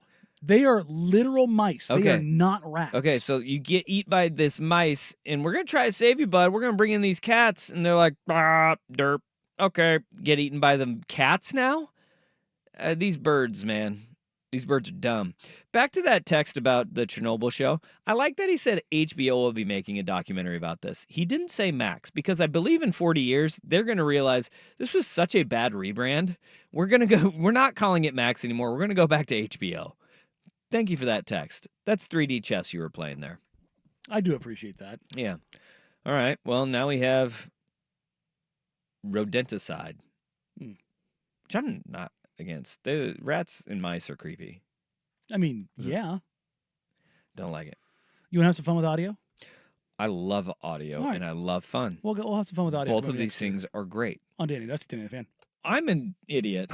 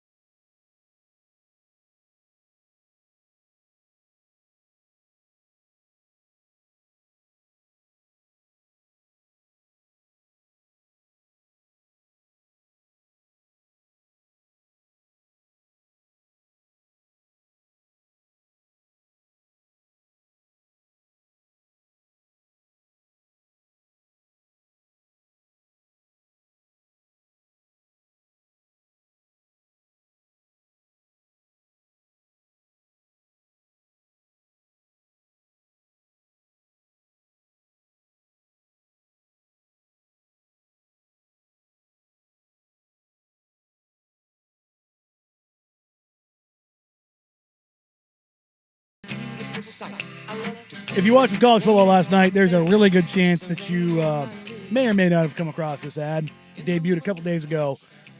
Nick Saban's got some free time, and he's having some fun with it. Is there a pool? Check-in time is 3. It's 2:55. I know. Is this what he's doing now? Have a seat. As your host, I have some rules. First, no showers longer than 5 minutes. This isn't a spa. There's no streaming, only cable television. Any games for the kids? No games, no fun. The kids aren't even allowed in the house. That's the rule. He's now mowing the lawn. Nick Saban on the riding lawnmower. There's a great barbecue outside, but don't touch that. How'd you guys get inside? 2 flush maximum per bathroom visit. Yes, Coach. In the hot tub. You guys got about 10 minutes because this is daddy time in the tub. Daddy time in the tub. Okay, I'm going to have to help you with the editing of that, but I believe there is a way that we can take the hot tub bubbling out of the background and we can get a clean Daddy time in the tub by Nick Saban. I need that in my life. Yeah. It was I need Daddy Time in the Tub by Nick Saban. non-coaching Nick Saban is so good.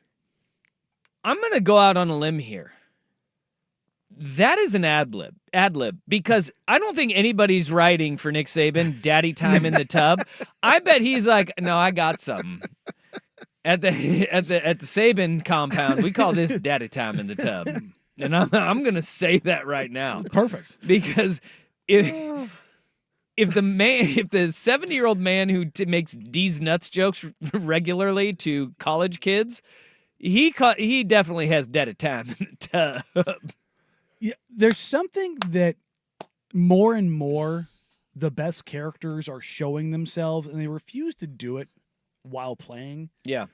And I think we're starting to turn a little corner with McAfee being drunk and high on air. Hey, he held it together sober today. He did. In Morgantown, he was sober. Did you see Jesse Palmer, though, and Joe Tessitore? No. In the booth for that game in Ireland? No. Oh, yeah, I did. Yeah, well, I mean, Those when are- in Dublin, Again, Were they a little haggard? Oh, when in Ireland, do as the Irish do. They only showed them a couple times because I don't think they wanted to show them. But great point. But there has been a shift, and it's not a lacking of professionalism. It's not taking this so seriously. Yeah. And I think one of the guys that is going to be responsible for this massive evolution of this and like stop trying to prop yourself up is Jeff Teague. And there's a very specific reason why. You've caught a couple of the Club 520 clips, right? Okay, I've got one here from that he had just the other day. And the reason I want to play this is just listen to like how he describes himself and everything else that goes on with this. They popcorn my joint. They used to make me buy donuts in the morning. Oh, shit. That motherfucker always forget. Come on, man. I'll get them next time. They would never eat them. So I just started putting the box in my locker. Put it back out every morning. It was finally a night and Smooth. You know, it had to be Smooth. He come in, he want a donut. I put the box out. The donuts are green. They molded everything. What the Big, you see this shit? Next thing you know, Al Horford, my dog, like, they about to popcorn your car. Damn, Al told you. Shout out to Al. So half the season, I'm putting my key in my tight. Finally, I get to play the last game of the season. I forgot. I had a great game. I had 26 and 15. I'm all hyped. They ruled me on. Yeah, bro. We get in the locker room. Everybody usually showered. Everybody already dressed. They like, yeah.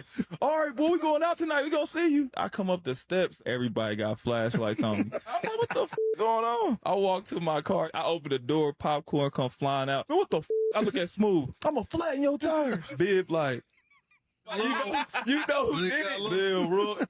See you, boy. Tyler like, all right, man. They paid me $5,000 to do this, man. And he was like, it was all of them. They all came together. I'm like, where my iPad at? He was like, oh, yeah, it's in your trunk. I open the trunk. It's full of popcorn. They ain't playing. But they was my dogs. So. I went to the club with that popcorn. Didn't Smooth give you something to get a detail? He gave me 5 minutes. I ain't get a detail. My brother said, $5,000, we can say that. I'll do that shit.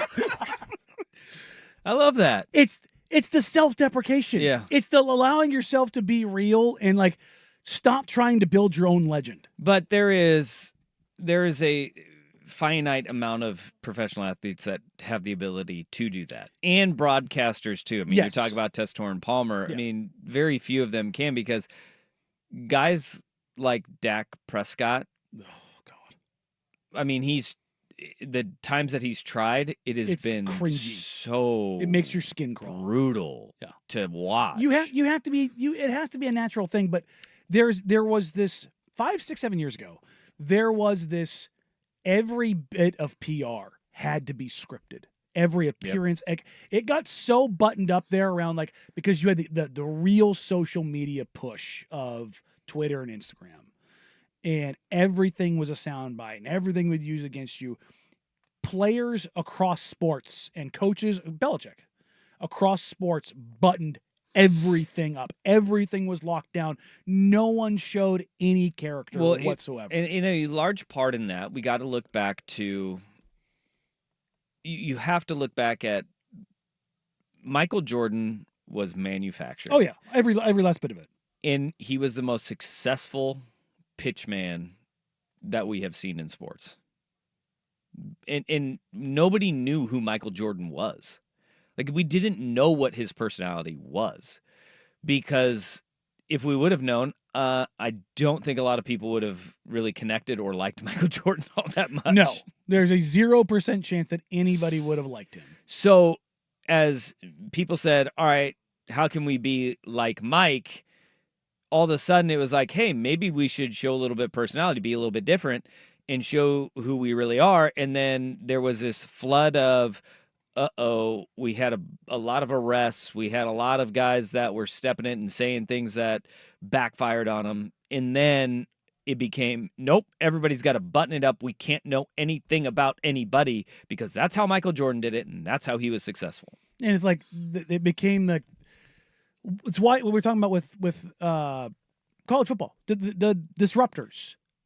It's been about 10 years now where the disruptors have shown, no, you can be a character. You can be like, look at the most successful endeavors right now of athletes. It's the Kelseys, who are themselves. It's Max Crosby. It's Joel Long. Like, if you look at just in Chris the Long. or Chris Long. Yeah. The God, it's Twitter handle always gets me. Yeah. But it's guys who are just busting with the boys. Well, and I think what we are finding is that the catch-all marketing and bundling everything up, and we're going to treat all of them the same, that is gone. Monoculture is gone. You can't do that. You're not going to have the ability, like the marketing people, the ad agencies are saying, all right, who do we got? Because if we have a guy who's dull and we don't want to push him out there and his personality out there, go Mike Trout him. Let's protect him at all costs, close everything down. He's still going to be marketable, and like Dak Prescott still has national ads and stuff, right? But he's not going to have a podcast. Leave that to Micah Parsons, where they're saying, no, you have a personality that will connect with people, engage with people, and so you and CJ Stroud go to Japan. The catch-all is gone. Yeah, and that's for the betterment of everyone, us knowing our athletes. And if you are saying, I want to know more about this guy because he's really damn good at what he does in his craft, but we don't get to hear a whole lot about him, well, that's because they're saying you don't want to know about him. Like, I mean, really, like, they're either boring or what you will find out you will not like. Yeah. And I think that's okay. Yes. And that's what guys are going to make a lot of money on. And there's going to be guys who don't listen, no allows, and are going to be over the top, right? Well, Ant Edwards has a little bit of this too. Oh, God. Where he comes out and he says like these things completely out of pocket. And then you're going, I'm not so sure about that one, boss. Bring your ass. But things like that are great. But then he just keeps going. And it's like, okay, we're going to have to pull the reins back and let him go, pull the reins back and let him go. And that's going to work for him eventually. But you're right on the guys like the Kelsey brothers, guys like Julian Edelman, who now has a podcast too that's wildly successful. You're going to start seeing more and more of their personality. And I think a guy who transitioned and was like in both of these phases, where he was caught up at the beginning of his career in the don't say anything, keep your personality to yourself. And then now, as his career has gone on, the times have changed and he's become more established and feels comfortable with it. Steph Curry is a guy that we're seeing more and more of his personality. It's not for everybody, no, but for the people that it is, they eat it up. They eat it up.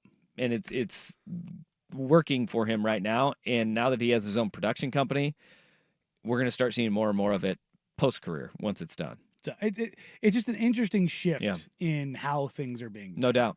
All right, speaking of shift, let's shift into hour number 3, where we have our final matchup of the best college football rivalry trophies in all of college football, with a major asterisk. Come up here on Danny and Dusty, 1080 The Fan.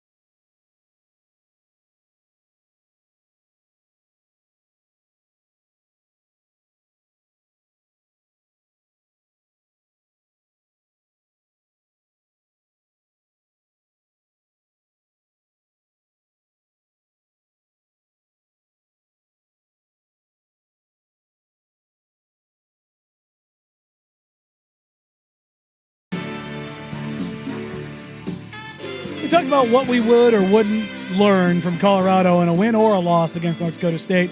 I think you can say essentially the exact same thing is true for the Oregon Ducks and the Oregon State Beavers as they take on the Idaho Vandals and the Idaho State Bobcats. Bengals. Bengals. God, They I are always the get that wrong. Bengals. Did you see what they did? Big Bengal population in Pocatello. Yeah. Did you see what their social media team did the other night? No. There was a big Beavers space, I did and their official Twitter page went into the space and just blared the Idaho State anthem over and over and over and over again at like full bore. Yeah. It was hilarious. Yeah. The home of Jared Allen. Yeah. That's where Jared Allen played at Idaho State. God, big. You got Mark Schlereth at Idaho and Jared Allen at Idaho State. So, home of large white men. You know what? You're not wrong in that. It were Idaho and Idaho State like finalists for Suk? Ooh, no, he was too highly recruited. I think they probably came a calling. They were knocking on that door like, large bearded white men. You fit about. But Suk back in the day, he had a baby face. That's right, he did. He didn't have that same angry face. He looked completely different. He looked like Will Ortner. No, like even more baby face than Will Ortner. It's alarming when you see an old picture of Suk because you go, that ain't right. He didn't let the hate in his heart take full hold yet. No. But look, I'm excited though to see Oregon State play Idaho State. Not because, and I'm with you on. I don't think we're going to get. There's nothing to learn here. A great learning of. I mean, if the game is close and it's not good, that is obviously a horrible sign. Yes. I don't expect that though.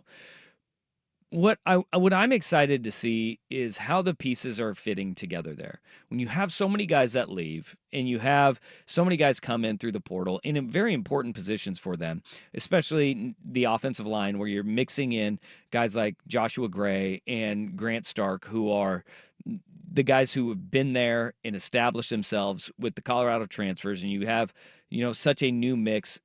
Continuity on the offensive line, it takes a little bit of time. But where they are at this point in the year, I'm excited to see that. To see Giovanni McCoy at quarterback, and really we're going to see all of their quarterbacks, but to see McCoy and Goldbranson and what that separator was between those guys in fall camp, that to me, I'm excited to see from Oregon State. Will we learn a whole heck of a lot about them? No, and I don't expect us to see learn anything more. What is it? 28.5. Yeah, and that seems right. That feels right. 28.5, and the total is 54.5. And I'm interested to see what the offense looks like. When you now are going from having Jonathan Smith, the stability and the known of what you were going to get offensively. Now you bring in Ryan Gunderson, who obviously his background here in the state, being from Central Catholic, playing at Oregon State, starting his coaching career with the Beavers, then goes down and spreads his wings at UCLA and San Jose State and kind of finds his own footing as a play caller and as a coach. What this offense looks like and how different is it from what we were accustomed to seeing with Jonathan Smith prior.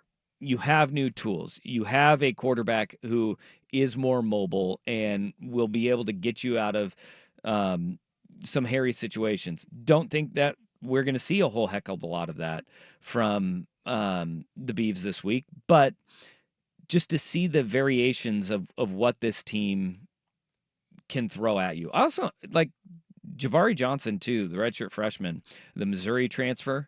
Mm-hmm. Look, there was a three-way battle down there for that quarterback: McCoy, Goldbranson, and Johnson. I'm interested to see all three of them and how each of them fit stylistically into what Oregon State's going to be in the future. And then, look, we talked about this last week. It's a completely different built wide receiver room. Small, shifty. Last year it was, will they have that red zone target? Are they going to have the big guy on the outside? Well, now they go like 6'2" across the board at wide receiver. It's going to be quite the pivot. We have so many, but you lose the explosive guys.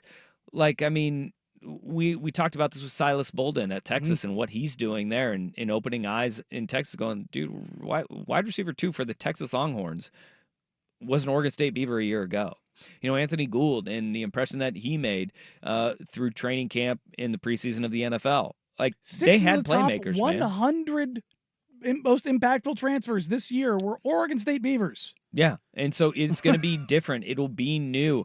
And then just seeing the command of the game and flow of game that Trent Bray has on the sideline, I'm excited to see what Oregon State rolls out there tomorrow. It's going to be completely different, and it's not a bad thing. I think that it's a terrible situation that Oregon State was put in with the dissolving of the Pac-12 to what it is. But to see this team come out in the level of competition, that's what I'm going to have my eye on, because we learned something last night too with Colorado's offensive line. It wasn't just the transfers, right? And they got 2 of them that are going to be starting on Oregon State's offensive line that were at Colorado a year ago. And to see what Kyle DeVan's coaching and in that offensive system, what those guys look like and how the pieces fit, that's going to be intriguing to me. And for Oregon and Idaho, look. Did you see the line there?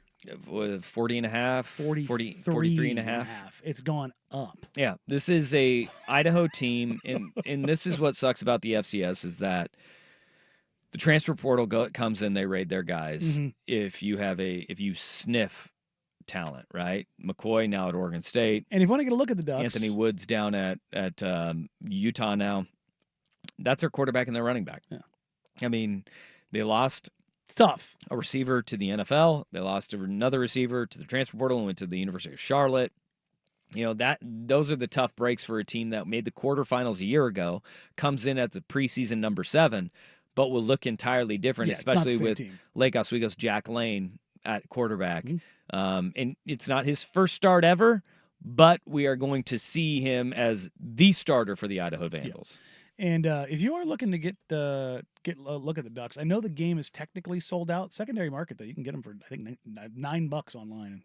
Oh, that's the standing room? Yeah. Yeah. So, and that's going to be I'm excited because we have an FCS opponent coming into Autzen Stadium. And it's a packed house. It's sold out. It's sold out a week in advance. What's nuance now? Is it 48? No, 58. 58. Yeah. So and I don't know how long people are going to be around for. I mean, it's halftime is when people probably start rolling, but you know. But that's what I'm excited to see from Oregon is it's not the starters. Hopefully you don't see them for very long. Quarter and a half at most. Right? Maybe a half. Like, hopefully that's the way that the game goes.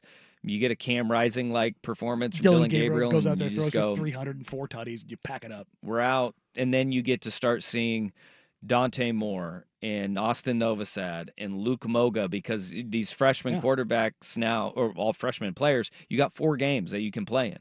And so Let them get their burn. You can start seeing some of those guys, seeing some of the young freshmen that came in as highly touted recruits and what they look like on the field, because we may not see them again. I could tell you one thing though. This team looks different, right? Like, there used to be times, and when we had Jerry on, we talked about this, right? Like, there used to be times where, like, when a Jonathan Stewart showed up, you're like, oh, he's different. Yeah. Even as a freshman, you're like, oh boy. Why are his legs as big as tree trunks? And that, on shameless plug for the program podcast, Cole Linehan tells a story of his first game of actually playing was in Houston, playing the University of Houston in NRG Stadium down there. And he was like, yeah, that's also when we knew that Jonathan Stewart guy was going to be really stinking good. Real quick. Because he carried 7 Houston Cougars as like an 18-year-old, dragged them into the end zone on a run. He's like, yeah, we found out he was for real. But these guys and these freshmen that are coming in, you see them individually and you're like, God, he is a mutant out there. But then you put him next to everybody else, and they just kind of blend in. You look That's at the biggest difference. Oh, that's the biggest difference now is that these highly touted freshmen don't stand out like they used to when they'd come in. They look like guys. Yeah, and there's a lot of them at Oregon right now, and that's one of the exciting things. Is we'll be able to see a lot of the young up and comers for the University of Oregon that maybe we won't see very very many times this season. I think NCAA slipped this in on us this week too, and lost in all of the football palooza that we've had this week. The NCAA also has said that bowl games and college football playoff games are non-counters to that 4-game limit too. And that's great. I was looking at Oregon's schedule right now. Boise State, I don't think you're going to get the young guys out there. Oregon State. That's a very good group. That's a team that a lot of people believe will make the college football playoff out of the group of 5. And look, I don't think Boise State's going to beat Oregon in any way. Would I be surprised if that game got close? No. No, it's Oregon Boise State. Yeah, like that. Number one, that rivalry even when it was really cooking and Oregon had more talent, Boise State still punched them in the mouth a couple times. Yep. And Ashton Genty is a dude. He is a dude. I mean, there's a reason why he is a legitimate Heisman candidacy to start the season. Got them dogs. But you can probably get those young guys out there against UCLA. I don't know. I just feel like that team's gonna be so bad. But your travel squad is pared down. That's so true. I mean, I don't know. But I was trying to look at like when they could happen again. Illinois, Maryland. I don't know. Those are probably your only real opportunities. So like, if you're a Duck fan, you want to see few and far between. That's for sure. If you want to see what the next generation of guys looks like, and you want to get an idea, like, look, if you're a college football fan, you've watched Dylan Gabriel throw the ball. You've watched him throw it a lot. From every arm slot imaginable. But if you want to get out there and watch Oregon absolutely mash Idaho and see what Moga or Moore or Novosad looks like, or any of the younger linemen or any of the guys on the wide receivers that are deeper on the bench. Tell you what, there's a lot of young defensive players too that you're going to go, oh, okay. It's a good way to get excited, I think, for college football coming back. 100%. Speaking of coming back, we're back with Jeff Russ on a Friday afternoon. It's 2:30-ish, which we will hit next here on Danny and Dusty, 1080 The Fan. This is a Football Friday edition of Danny and Dusty. Brought to you by the Odyssey app. Now, from the Fan Sports Desk, a Sports Center update on 1080 The Fan. Jeff Rust here with your Sports Center update. First on the Fan, still a little over 24 hours to kick off for the number 3 Oregon Ducks. They're 43.5-point favorites over Idaho in tomorrow's 4:30 kick at Autzen Stadium. Coverage on the Fan starts at 11 a.m. Catch Dirt, Dusty, and Anthony Newman on Ducks Game Day at noon. Stick around after network coverage for the Ducks postgame scoreboard show with Buck, Will Ortner, and Schultze behind the glass. The Trent Bray era at Oregon State begins tomorrow.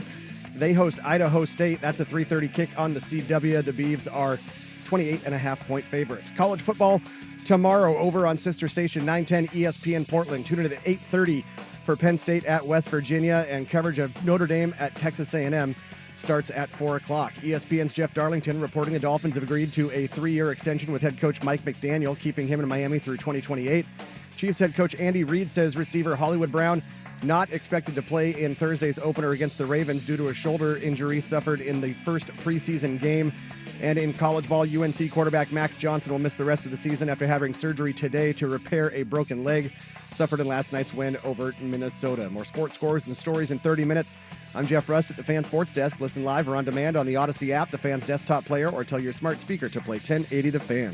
The inside story on the Blazers, Ducks, and Beavers. Danny and Dusty. Weekdays noon to 3 on the Odyssey app and 1080 The Fan.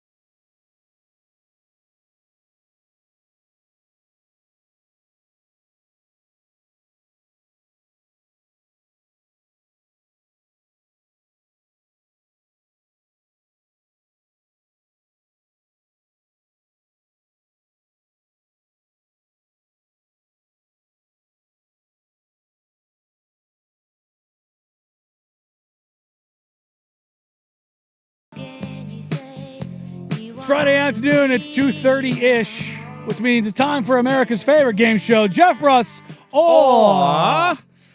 Jeff Russ, take it away.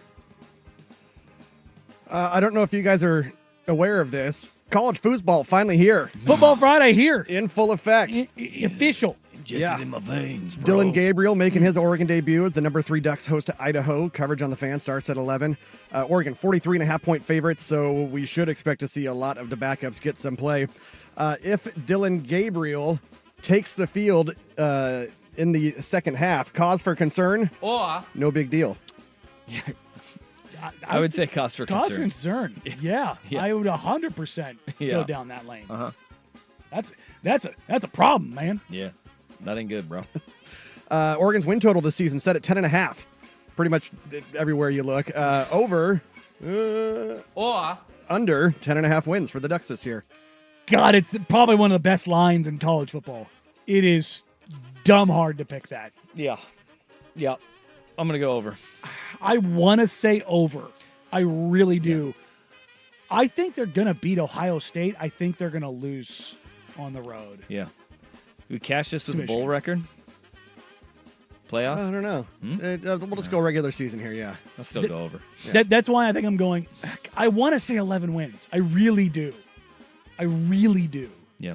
Regular season win total. Yeah, but the fact that they're at Michigan you only and get at one, Wisconsin. that means you get one slip up. Yeah, and that's what I'm saying. I think they only do lose one, but the opportunity to lose that second one late in the year at Wisconsin is just hanging there. Some analytics bro did a chart of how many mulligans each team in college football is afforded this year. Mm-hmm. And it was wild because it had Oregon with 2 to still make the playoff. Okay. Right? How many mulligans they could each lose to team Ohio State and Michigan and still make it. And still make the playoff. Yeah, I believe that's true. What was really interesting to me was that, like, Oregon State had more mulligans than Washington did to make it to the playoff. Does Washington's schedule really suck? Yeah, because I think it was like you get 1 if you are Oregon State. Yeah. And that's Oregon, but you got to keep that one close, right? Mm-hmm. But it was a weird chart. It was very confusing to me, but it was basically saying that the path for Oregon State has more opportunities for you to get in than Washington. I was like, that doesn't make any bizarre. sense. Washington plays Michigan, Iowa, USC, Penn State, Oregon. Yeah. How could they have less? I don't know. I don't know if you guys saw this. There's a Barstool fella who he says he personally guarantees Ohio State will go 12-0. And he lists all of their opponents, and for each opponent, there's a different, wager if they lose that game. For Oregon's, he says he'll eat 10 yellow marshmallow duck peeps for every point Oregon scores. Oh. Wow. So figure they score 32 points, let's say. That's 320 peeps. So it would say, okay, so it was mulligans. Georgia has 3. Alabama and Oregon have 2. Then there's a bunch of teams that have 1. 0, which is you just got to win the games, just win them all. And then it was how many upsets you need to have. Washington needed 3 upsets to make it. Oregon State only needed 2. That was the way that the chart was formed. So I think in that terms, with the schedule that you read, there it is. Upsets needed. Oregon State, they need to, obviously, if you upset Oregon and then you win out on your schedule, yeah, you're probably dancing, because that would be Oregon State and Boise State would probably be the 2 upsets that they would need as of right now. And so if you win those 2, you're winning all the rest of your games, right? Well, so, in theory. In theory, in this case. Yes. So, yeah, that was the chart. I felt it needed context there. I like it. Speaking of Oregon State, the post-Jonathan Smith era begins tomorrow. They host Idaho State. The Beavs, 28.5-point favorites as Trent Bray takes the reins. 3:30 kick on the C-Dub. Giovanni McCoy named the starter. Ben Gulbranson, Jabari Johnson expect to see time this season as well. The Beavs over-under is 7.5 wins. So over or under 7.5 wins for the Beavs. Boy.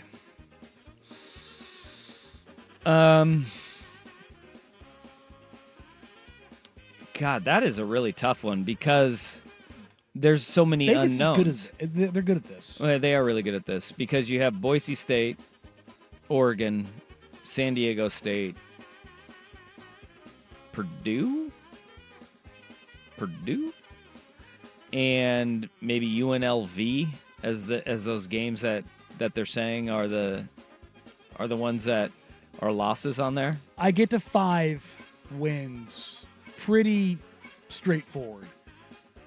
6, yeah.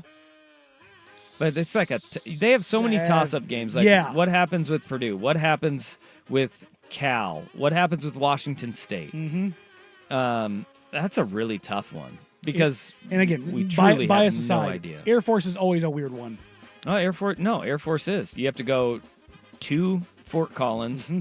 You have to play them right after you play San Jose State, which I'm here to tell you, you don't have a bye week in between. That's a weird system change to go from spread to veer option. Veer. Yeah, I don't like that. That's got to be maybe the worst change in sports, as far as like stylistically. Yeah. We're gonna play 53 to third, and also these guys, they're gonna tax you mentally. Trust your reads. Trust your reads. The entire game relentlessly. All 54 plays that they're gonna run. Nope. Ugh. No, thank you. I'm gonna take the under. I think they're bowl eligible, but I think 7's the number. Okay, I'm gonna go under. Well, we talked about them quite a bit earlier. Deion Sanders in Colorado surviving a close call with North Dakota State last night, 31-26. All it took was 445 yards and 4 touchdowns from Shedeur Sanders, 3 of those going to Travis Hunter, who was on the field for 129 of the Buffalo's 131 snaps. One of those snaps that he missed, he was forced off the field because his helmet had come off on a play. So they're now 1-0 on the season. Their win total in Vegas is 5.5. So over or under 5.5 wins for Colorado. Under. I don't even have to hesitate. I looked at Under. that schedule. Under. Kind of seems like a pretty easy one after watching last night. Yeah. And you look, we've said it about Washington. You can be a different team at the end of the season. But by different, I think Colorado could suck more. But I have far less questions about the coaching at UW than I do at Not only Colorado. that, but you know what the talent is at Colorado. Yep. You know it's hanging on by a thread of Shedeur and Travis Hunter. Yeah. And I should say Horn Jr. is also on that list. But, Jimmy Horn Jr. But other than those 3 guys, the talent disparity is significant. And I just don't believe it. We'll do one more quickie here as we're kind of coming up against it. I like a quickie. Yeah, right. Sunday evening, number 23 USC and number 13 LSU from Vegas, 4:30 on ABC. The Bayou Bengals are 4-point favorites. Who you got, USC or LSU? Wait, did you say the Bayou Bengals or LSU? No, I said USC or LSU. Oh, okay. Right? LSU. Yep. He's wearing his hat. It's okay. You're wearing a fight-on hat. I am. I think we all knew which way he was going to go. This is the only song we play. Alrighty.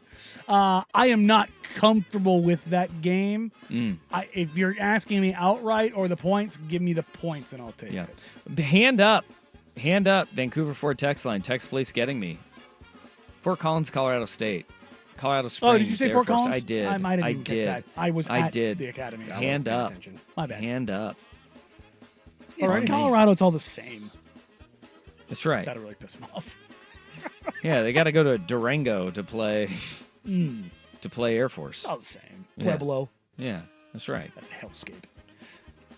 Colorado State University Pueblo. That's a D2 power. Where's Colorado School of the Mines? Where's that at? They got a good football Probably up in the program. mountains. Yeah. Oh, would make sense. If it's the Colorado School of the Mimes, they might be buying some glass. Golden, Colorado. Dude, no wonder they're so good. They're like, hey, They're right at Coors, aren't they? on a recruiting trip, guess what you get? We're You going to get go the take you to a banquet. And you get the minus, baby. Gotta love it. Coming up next, we're going to put a nice little bow on Sold. today's show. We'll make some picks. Coming up next here on Danny Dusty, Danny the Fan. Oregon Ducks football is on the field.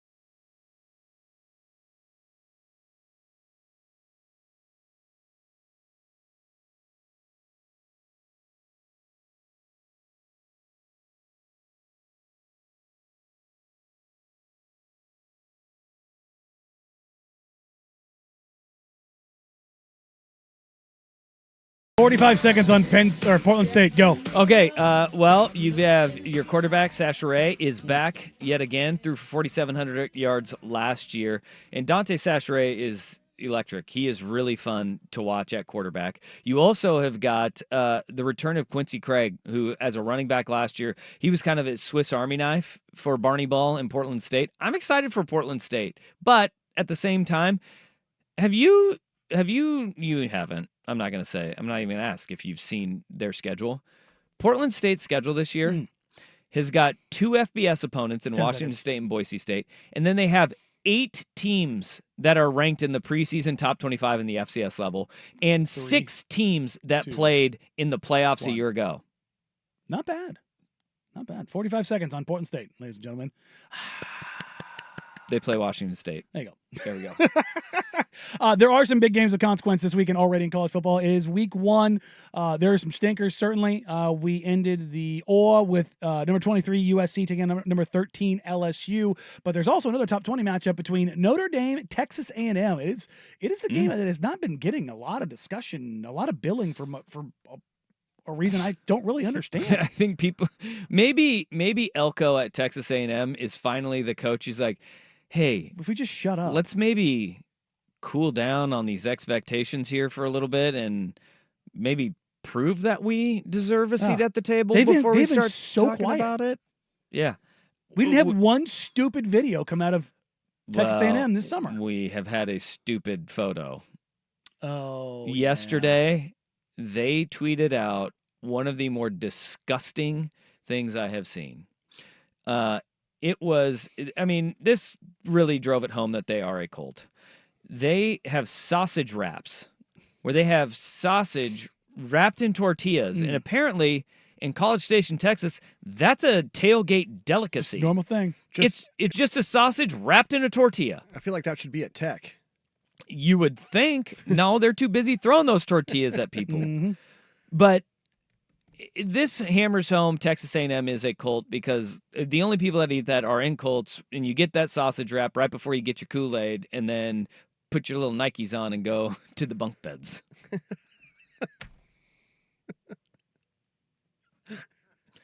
That school terrifies me. It is. Oh, man. It terrifies me, man. We're talking like a sausage link? Just a basic sausage link in a tortilla. Basically. Yeah. It's like they went to Costco, got some Costco dogs, and were like, wrap this in a tortilla. The tortilla is the best delivery mechanism for food. Though. It's the finest food in College Station right not here. Not even a little cheese in there or anything? No. It's haunting. I said what I said. It's haunting. It's a sausage wrapped in tortilla, and people were like, yeah, can't wait, Notre brother. Dame, Texas A&M. You can get in the door for tickets as low as $147. Yikes. Good So Lord. They are still delusional, just quiet about it.